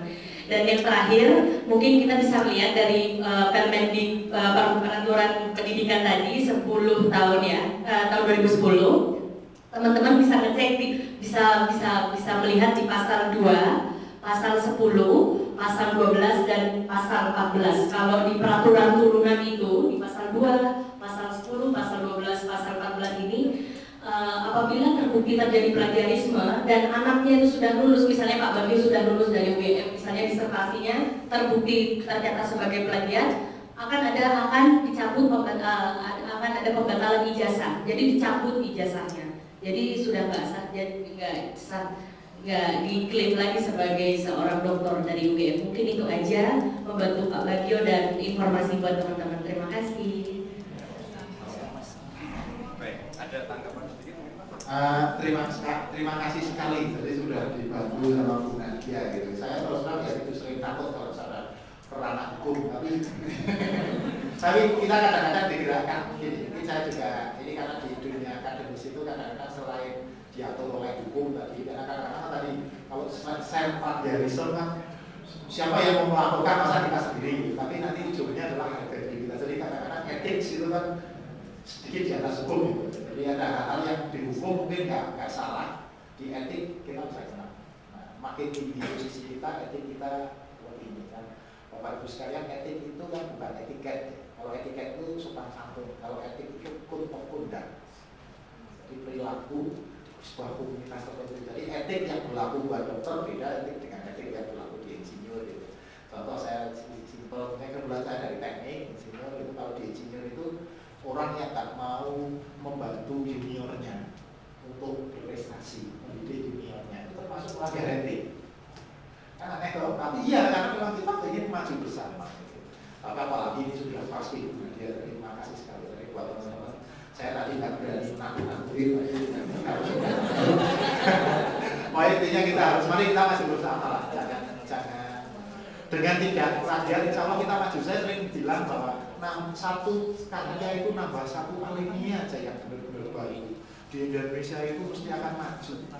Kita karena ada pengetahuan yang sangat banyak. Sekarang itu kita malu. Kalau sekarang ini, sekarang saya ingin curhat sedikit. Saya itu malu ini. Sekarang itu yang bisa kita unggulkan ini dalam masalah kita kalau dengar tetangga saudara makin reok kita marah-marah masa lalu kita. Padahal itu kan karya masa lalu kita, karya kita kan. TP marah-marah gitu kan, TP reok. Tapi yang kita andalkan masa lalu terus karya kita apa? Kecuali marah-marah. Makanya dengan bekerja di sini, insya Allah kita akan punya karya. Kita sebagai orang yang menghasilkan sesuatu. Kayak sekarang itu hidup kalau saya lagi kutip yang namanya Al-Jariyah itu sekarang yang menguasai malah saudara-saudara kita yang di Amerika sana. Kita bisa presentasi pakai Microsoft Office ini yang Al-Jariyahnya biru gitu kan ya. Komputer ini punya Apple biru gitu. Jadi semua. Terus sekarang madannya kita apa coba? Makanya mari kita kreatif, mari kita ini. Dan itu nggak usah takut karena dihukum, tapi mari kita lebih kejar kebaikan, ke lumba-lumba. Tapi memang kalau sudah ngeyel ya dia bertangan dulu. Bapak Ibu sekalian, pukul 11 kurang 20 bener ya? Oke. Boleh dua pertanyaan lagi Pak? Boleh. Ya, dua lagi. Jumlah 3 ya? 3 ya. Saya jawab sekali aja ya. Oke. Tanya-tanya terus. Dari satu ya. Dari sini dulu. Ya.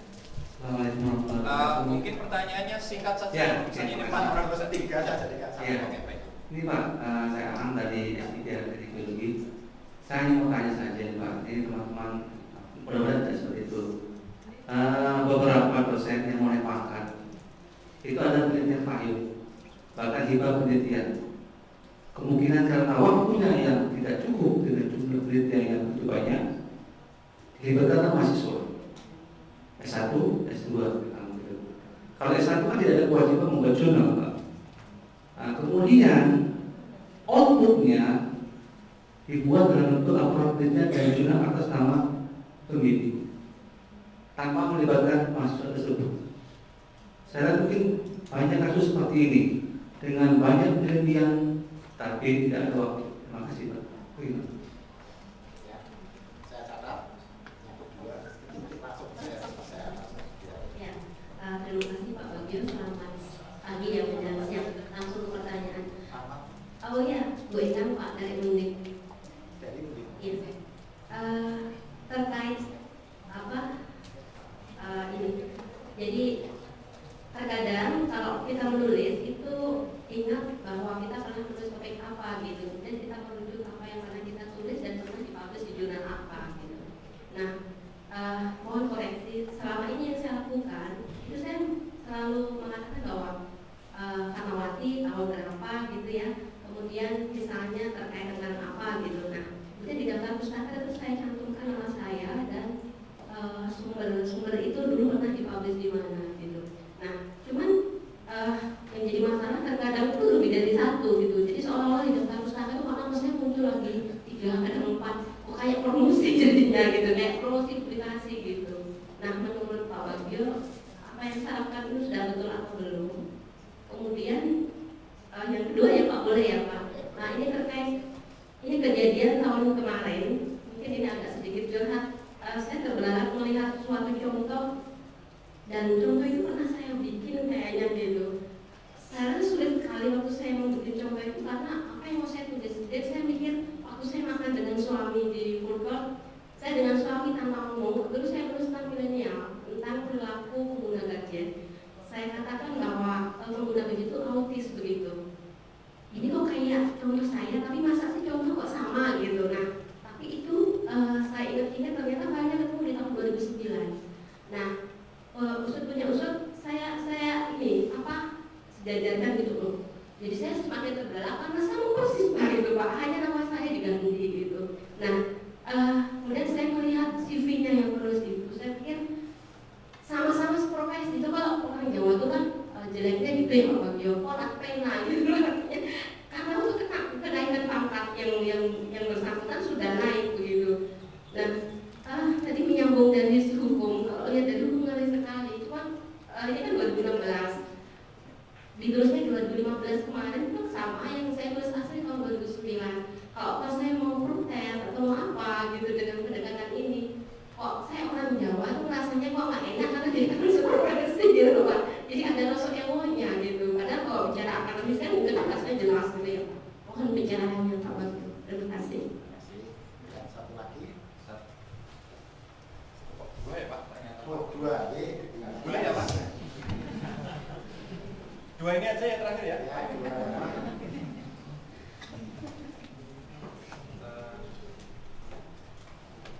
Nama. Baik, terima kasih atas waktu yang diberikan. Nama saya Raditya dari Universitas Atmajaya Yogyakarta. Saya mahasiswa S1 dari UAJY, masih muda, dan saya mau bertanya, apabila dilihat dari segi generasi muda ini, dari perspektif anak muda zaman sekarang, anak muda sekarang diajak untuk berpikir kritis, dan tentunya apabila dilihat dari segi filsafat bahwa logika manusia mungkin terbatas, namun imajinasi kita tidak akan ada batasnya.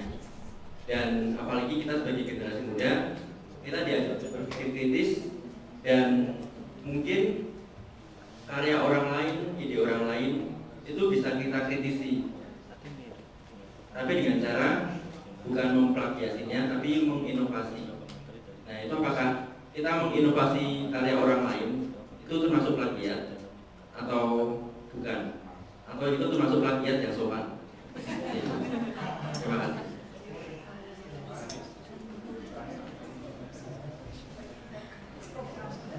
Assalamualaikum warahmatullahi wabarakatuh. Nama saya Engki Nasra Wijaya dari Fakultas Ilmu Budaya.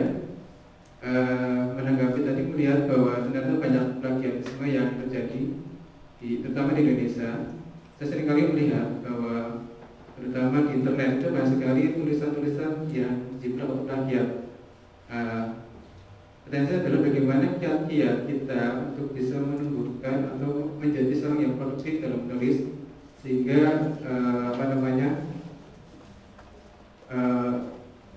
tidak menjadi seorang plagiat. Kemudian kalau kita lihat plagiat itu kan bisa diartikan sebagai meniru atau mencontoh. Apakah Bapak setuju dengan pendapat saya bahwa kejadian plagiatisme ini yang banyak sekali ini, apakah dilatar belakangi oleh pendidikan kita yang kurang maju? Artinya bahwa dari TK kita kan dipelajari tingkat masih TK lebih banyak domain pembelajaran itu meniru atau mencontoh. Kemudian dari tingkat sekolah dasar sampai sekolah menengah itu pembelajarannya lebih banyak ke student center, bukan teacher center. Ke teacher center bukan ke student center. Sehingga untuk menumbuhkan inovasi dan kreativitas peserta didik itu sangat susah. Outputnya atau perilaku atau biologisnya, kita harus selalu menjadi seorang yang meniru atau menjiplak. Demikian. Assalamualaikum warahmatullahi wabarakatuh. Waalaikumsalam warahmatullahi wabarakatuh. Saya jawab ya. Saya mohon maaf. Jadi ini bisa ceritakan dulu kenapa untuk seolah-olah saya seperti itu waktu. Jadi ceritanya itu berapa minggu yang lalu. Pak Perusahaan sudah menghubungi saya. Dan memangnya rutin tiap tahun saya ditugasin ke sini. Dan saya senang karena ketemu dengan teman-teman itu kan barang lama ya. Biasanya saya ketemu dengan mahasiswa saya. Yang ini saya teman saya langsung nambah 50 gitu kan barang lama ya. Saya senang. Saya langsung iya. sudah saya tulis di HP saya. Tiba-tiba itu 3 hari yang lalu saya dapat telepon dari teman dari UPN. Pak, Kemis ada waktu enggak? Nah, sekarang dapat telepon, saya kan dengan MPN, saya merasa nggak ada kuliah. Saya langsung bilang, iya kosong. Oh iya, kalau gitu bantu kami ikut review. Jadi dijadwal review proposal teman-teman itu hari ini. Saya jam 9 saya sudah bilang ya, begitu bilang ya, saya ngecek HP saya. Saya sudah janjian ini. Sehingga oke, akhirnya saya nego di sana. Saya mau tapi mundur jam 11. Karena ya saya juga telah kuliah. Ini namanya sudah orang tua itu kayak gitu. Iya. Sekarang makanya di sana juga ditungguin. Tapi nggak apa-apa itu. Bentuk dari manusia ya. Kalau saya betul terus nanti saya jadi malaikat. Kan malah turun derajat. Manusia kan yang paling tinggi ya. Oke, kita jawab satu-satu. Yang pertama, kalau kita mahasiswa itu ada S1, S2, S3, kadang-kadang ada dosen juga kadang-kadang perlu naik pangkat, perlu publikasi, dan insya Allah Bapak Ibu dosen itu kalau publikasi niatnya insya Allah ya, harapan saya tidak karena ingin naik pangkat, tapi ingin menyebarkan hal baik ya, sehingga hal baik itu diketahui orang sebanyak-banyaknya, memberi manfaat sebanyak-banyaknya. Naik pangkat itu risikonya. Karena terlanjur publikasi banyak, akhirnya ya terpaksa naik pangkat gitu ya. Itu risiko lah ya. Jangan dibalik kejar itu. Misalnya risiko aja naik pangkat. Nah, pada beberapa kasus kalau yang S2, S3 memang ada kewajiban publikasi, S1 tidak wajib, walaupun pernah diwajibkan. Pernah ada peraturan Dirjen Dikti yang lalu itu mewajibkan, tapi sekarang udah nggak lagi dicabut gitu ya. Tetapi kalau nulis karya yang bersama itu ada aturannya. Kalau di UGM bahkan sudah diatur dengan tegas, harus dengan mahasiswanya kapan, siapa yang jadi penulis pertama, siapa yang kedua, dan itu ada aturannya. Semua ada aturannya. Jadi ngikutin di sana. Dan kadang-kadang ada kesepakatan. Contoh kalau saya sendiri sama mantan supervisor saya, mantan teman saya, karena saya juga pernah kerja di Kanada juga, ada teman-teman di sana gitu ya. Itu kalau ada ide yang bersama, mesti kita akan tulis bareng-bareng, namanya akan masuk semua. Kalaupun nggak masuk, biasanya atas inisiatif orang itu, jangan saya nggak begitu kontribusi untuk itu, saya nggak masuk. Nah kalau nggak masuk, jadi masukkan ucapan terima kasih. Itu ada kesepakatan seperti itu. Terus siapa yang menulis pertama, kalau kami dengan teman-teman, siapa yang nulis draft, nulis pertama. Saya dulu mikir apa sih yang asiknya nulis draft, nulis pertama, tapi sekarang saya baru menyadari. Dengan siapa yang menulis dan menulis pertama, maka kita jadi berlomba-lomba untuk publikasi. Berlomba-lomba karena kita kalau pengen nulis pertama ya segera jadi draft gitu ya, jangan nunggu orang lain nulis gitu. Kita harus segera. Dan alhamdulillah, jadi ini bukan bermaksud untuk apa-apa, saya cerita ke Bapak Ibu lah. Usia saya rasanya belum tua-tua amat ya. Sekarang ya kan, walaupun saya lulus tahun 97, tapi rasanya belum tua-tua amat. Alhamdulillah saya sekarang itu publikasi sudah di atas 158. Boleh dicek. Ada internasional, ada nasional, ada ini. Handek saya sudah lumayan 8, jadi nggak jelek-jelek amat gitu ya. Tapi itu bukan karya saya gitu ya. Teman-teman itu, saya punya teman banyak itu loh. Jadi kita ngobrol kayak gini, terus ada ide, wah ini kayaknya kita tulis ya, oke saya gitu. Jadi akhirnya kita berlomba-lomba. Makanya saya sering bilang, saya lebih banyak beruntung karena punya teman-teman yang baik. Nah kita bawa ke sana kan. Jadi mari kalau ada yang bermasalah, lupakan aja. Kita ujung yang baik. Mari kita berlomba-lomba bikin kebaikan. Jadi kalau konsepnya berlomba-lomba bikin kebaikan, mumpung yang guna dia lagi di sana. Kita bisa dihukum, tapi kalau belum orang yang tidak diajak itulah dihukum. Ya kan? Jadi kalau yang bagus kita reward, yang jelek nggak kita apa-apakan, itu yang nggak kita makan itu ya dihukum. Makanya saya sering berpikir, kita berlomba-lomba aja. Konsepnya itu, mari kita berlomba-lomba untuk baik. Karena kalau kita menyesali, oh iya ya saya dulu nulis kok dipakai dia, dulu itu saya di kelas saya dulu ngajar tiba-tiba dipakai teman saya itu malah jengkel terus nggak pernah nulis akhirnya. Akhirnya meratapi itu, lah kita berlomba-lombakan. Jadi kalau diambil 1 kilo itu, maaf Bu, tak rasani tadi. Kalau diambil 1 kilo, maka yang sisa itu lebih banyak. Jadi saya selalu kalau itu, dan itu bukan pendapat saya, itu pendapat nenek saya masih ingat. Jadi nenek saya selalu ngasih hati kalau ada yang hilang dulu itu udah tenang, yang diambil pencuri lebih sedikit daripada yang sisa, itu tenang aja, nggak usah terlalu merapat gitu. Dan saya pikir itu bagus, jadi saya pesan aja, jadi itu ya.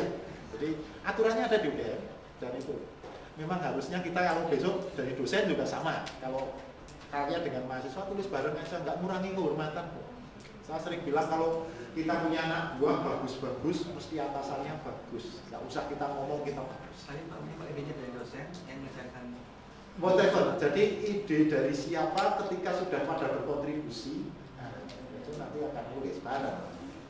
Ya, jadi kita ada kontribusi di sana, ada kontribusi direktur. Bahkan saya kadang-kadang kalau ke mahasiswa saya marah bukan karena apa-apa, karena saya ingin mendidik bareng. Mahasiswa itu kan didikan. Ya. Saya biasanya kalau ada mahasiswa publish, terus misalnya kan saya panggil, saya bilang kamu harus tenang. Semua yang didiskusikan di ruangan ini kita terlibat sebenarnya. Ya kan kontribusi walaupun kecil, ya kan. Jadi itu ya. Jadi nggak usah khawatir dan insya Allah nggak usah khawatir kalau misalnya pangkat itu nanti kalaupun nggak dapat di dunia nanti yang akan dapat, nggak usah khawatir gitu Pak. Santai saja. Urusan itu santai saja. Saya kok kadang-kadang berpikir seperti itu. Yang namanya rezeki dikejar itu kadang-kadang lari. Kita lari ngejar itu kadang-kadang. Ya kan rezeki. Jadi nggak usah khawatir. Satu itu ya. Jadi oke itu ya. Terus yang kedua yang Bu Ida tadi, terus jawaban tadi yang pertama tadi sudah bisa menjawab ya. Jadi kalau tulis teman, kalau kita pakai ya nggak apa-apa, tapi kita jangan melakukan. Kalau kita pakai mau apa lagi? Kita mau komplain juga kan. Kalau sebenarnya kalau kita nggak pakai bawa ke pengadilan 200 juta, kan? Atau 2 tahun ya. Kalau nggak pakai tapi kalau pakai ya udah, daripada sakit hati, lupakan Bu. Kita mikir ke depan. Jadi daripada kita meladeni teman-teman yang sinis, lebih baik kita kreatif. Nanti dia akan dengan sendirinya mengakui kita. Jadi saya sering, ada teman-teman kan sering nasihatin saya, kita kerja keras dalam diam. Biarkan yang bikin riuh adalah kesuksesannya. Jadi itu aja. Kita diam aja kan. Santai, nanti kan riuh sendiri kalau kita oke, ya. Itu. Jadi itu Bu. Tapi kalau yang tadi yang menulis nama sendiri nggak apa-apa Bu. Saya kalau ya itu tadi saya tadi cerita ada level yang baru terbit Agustus itu, kalau nggak salah nama saya ada 3 atau 4 di daftar pustakanya itu. Yang nulis nama mahasiswa teman saya yang berat, makanya nama pertama yang berat nama mahasiswa teman saya yang di Australia yang di Sydney. Jadi ada paper ditulis ada orang Australia 1, India, saya orang Indonesia, ada orang Inggris. Banyak, yang nulis banyak, berempat atau berlima gitu, nggak apa-apa, kita semuanya berkontribusi, sudah tidak hidup di tempat yang sama gitu, tapi masih bisa. Jadi nggak apa-apa, kita bukan niatnya kan bukan sombong atau gimana, namanya banyak, tapi kita ingin menunjukkan bahwa ini memang ada ide baru, ya niatnya kan itu. Jadi idenya sana, bukan mengklaim berulang-ulang, gitu Bu. Jadi nggak apa-apa, nggak usah merasa ego nulis di belakang. Oke. Terus yang di bawah yang Pak Mas Raditya. Kita memang harus kritis, setuju saya mahasiswa itu kritis, semuanya dari kita harus kritis terhadap karya. Tapi mohon betul, saya ini pesan mati-mati, istilah kritis tolong jangan samakan dengan skeptis. Ya, kritis itu tidak sama dengan skeptis, walaupun di masyarakat sering sama. Kita kritis itu niatnya untuk kebaikan, bukan untuk menjatuhkan. Jadi kalau kita mengkritisi seseorang, bukan karena kita jengkel, tapi kita mencari peluang untuk mengimprove. Jadi critical writing di paper-paper itu bahasanya positif, bukan bahasa yang skeptis. Jadi kita paham misalnya ya, kita ukur 600.800. 600.800 itu alat ukurnya biasanya errornya bisa sampai 50 derajat Celcius misalnya. Itu kita bisa mengkritisi, tapi kita menunjukkan bahwa itu memang keadaan alat-alat sekarang errornya masih 50 derajat Celcius. Jadi niatnya masih adem gitu, netral, bukan untuk menjatuhkan. Karena kadang-kadang orang menganggap bahwa kalau kita harus kritis, itu terus niatnya nyari salah orang, enggak, kita nyari room for improvement. Gitu. Jadi yang kita kejar adalah ruang untuk improve. Gitu. Jangan kejar untuk menjatuhkan. Bahkan kita kan membiasakan kalau nyerang dalam paper apa bukan nyerang pribadi, ya kan? Yang kita perdebatkan idenya kok. Jadi dan itu dunia ilmiah yang saya nikmati, termasuk di UGM itu saya menikmati betul gitu ya. Sami dengan senior saya kadang-kadang lelang berbeda pendapat itu sampai bertolak belakang, tapi saya tetap sangat respect sama beliau-beliau. Kalau beliau-beliau nggak ada, mungkin saya juga nggak seperti sekarang gitu. Jadi kita tetap menghormati, kita ini sangat tetap berhormat. Jadi kalaupun nggak setuju idenya, cuman nggak setuju ide, kita tidak pribadi. Dan itu harus dijaga, dan kita harus belajar dalam dunia mahasiswa, harus belajar bahwa kita kritis tapi tetap menghormati orang, tetap respect. Oke, terus yang terakhir tentang kita sudah dididik meniru nggak apa-apa. Bahkan salah satu mantan almarhum dosen saya, Pak Sugiarto, itu saya masih ingat beliau selalu bilang sen untuk alih teknologi itu meniru-niru sampai nggak ada yang ditiru. Jadi dalam dunia kita juga nggak apa-apa, kita boleh meniru asal kita bilang bahwa kita meniru. Jadi itu bukan plagiat. Jadi kita meniru pendapat orang lain itu bukan plagiat, asal kita bilang. Yang namanya plagiat itu kita menggunakan pendapat orang lain menjadi pendapat kita, mengaku pendapat kita. Meniru itu bukan nggak salah dengan yang meniru. Semua di dunia ini prinsipnya mulai meniru kok. Meniru dulu lalu mengembangkan. Menurut kecil-kecil, tahu-tahu kita sudah jauh. Jadi perjalanan ribuan kilometer kan dengan cara satu langkah. Itu ya, jadi jangan khawatir dengan meniru. Saya sering bilang justru mulailah dengan meniru-niru, ikut-ikut, tetapi tolong jangan diaku. Karena kalau diaku pendapatnya itu enggak plagiat. Tapi kalau kita bilang ini loh, ini saya ngutip dari si A, ya oke nggak apa-apa, oke fine. Dan ini kehidupan yang normal. Karena kita justru saling tolong-menolong, saling bantu sehingga kesejahteraan bersama itu yang paling utama. Dan itu yang menjadi cita-cita dunia kita, dunia sekolah, dunia terpelajar itu bersama. Kita ingin maju bersama. Salah, insya Allah saya juga sama, kita semua pernah salah, pernah berbuat ini. Kadang-kadang sengaja bahkan kita salah gitu ya, dengan excuse macam-macam, excuse nggak punya uang, excuse dipepet keadaan macam-macam. Yang penting adalah bukan kita salah atau benar. Menurut saya adalah niat kita untuk selalu membuat lebih baik, gitu ya. lebih baik. Jangan ulangi yang sama gitu ya. Kalau kepleset mengulangi yang sama, kalau bekerja lagi ya kan tidak terulang lagi ya. Gitu ya. Mungkin itu aja yang ingin saya sampaikan. Mohon maaf kalau tidak lengkap. Bagi Bapak Ibu, teman-teman semua yang ada berminat ini bisa minta pokok kalau kecelakaan, atau kalau ada yang ingin diskusi dengan saya via WA, SMS, telepon, silakan. Jangan telepon deh. Waktunya cuma masalah waktu aja. SMS, WA, Telegram. Saya bisa dijangkau apa aja, event lain itu saya juga ada, Twitter ada, Telegram ada, email aja, apa? Facebook ada, wis apa aja ada. Pokoknya tanya mahasiswa saya itu apa aja ada. Maka saya pernah install KakaoTalk, WeChat, apa pokoknya kalau mahasiswa punya saya punya. Jadi nggak usah khawatir, saya bisa dijangkau di mana. Saya kalau mau jajan ketemu saya juga nggak apa-apa pilih. Karena biasanya habis ini banyak temen yang kalau dicurahkan curhat umum ini kan gak enak, karena Pak ini masuk enggak termasuk tadi publikasi 2 kali, 3 kali itu gimana cara menulis ini. Gak apa-apa, saya pilih aja karena prinsip saya makin banyak kita meyakini keyakinan yang baik ini, mungkin nanti kemajuan yang didapat dan kita besok tidak minder lagi. Sehingga kita gak usah besok-besok itu gak perlu ngeklaim TP lagi, biarkan ini dari sejarah reok dari sejarah, tapi kita punya hasil yang baru-baru gitu. Saya terus terang sekarang kan ngeles gitu ya, Pokemon harus dari Amerika, padahal yang mirip Pokemon kan dulu sudah ada, adu jangkrik. Kita dulu nyari jangkrik terus diadu gitu ya. Pokemon aja itu ya. Tapi kenapa orang lain yang harus punya program so canggih itu gitu ya, sama Blade. Kita punya yang kan dulu Panggalan namanya itu kan ya, yang main Blade itu kan ya kita punya dari itu, tapi kita nggak mau mengembangkan. Jadi mari kita berlomba-lomba untuk lebih baik. Itu aja, terima kasih. Kalau kesalahan saya yakin banyak dan saya mohon maaf. Moga-moga ini bermanfaat. Terima kasih. Assalamualaikum warahmatullahi wabarakatuh.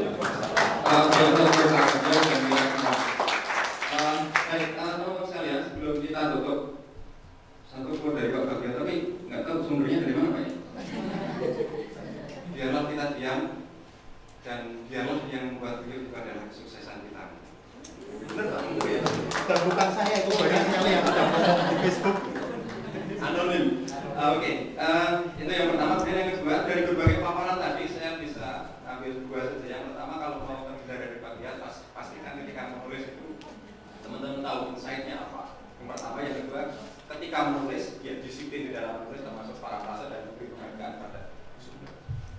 Itu kemudian berikutnya sebelum kita tutup, yang pertama saya ingin mohon maaf kalau misalnya kami di Perpus Teknik menyediakan ruang memadai, itu kamar mandinya mungkin kotor. Ya, tadi masalahnya ada yang sudah ngomong, kayak hotel gitu. Itu kemudian yang kedua, kami mohon bantuan ketika nanti keluar ruang, sampahnya itu dibawa diletakkan di tempat sampah di luar pintu masuk ini. Itu saja permintaan kami. Kemudian berikutnya informasi, insya Allah tanggal 21 kita masih ada diskusi bersama pakar, bersama teman atau pakar. Tanggal 21 temanya tentang menembus jurnal internasional bersama dosen teknik juga, Bapak Muslim Mahardika dari Teknik Mesin dan Industri. Ada yang bertanya, kok fakultas teknik ini kayaknya gampang banget bikin kegiatan. Jadi yang kami dekati itu dosen muda, masih muda Pak ya. Dosen muda kemudian apa sih yang bisa kita lakukan di perpustakaan?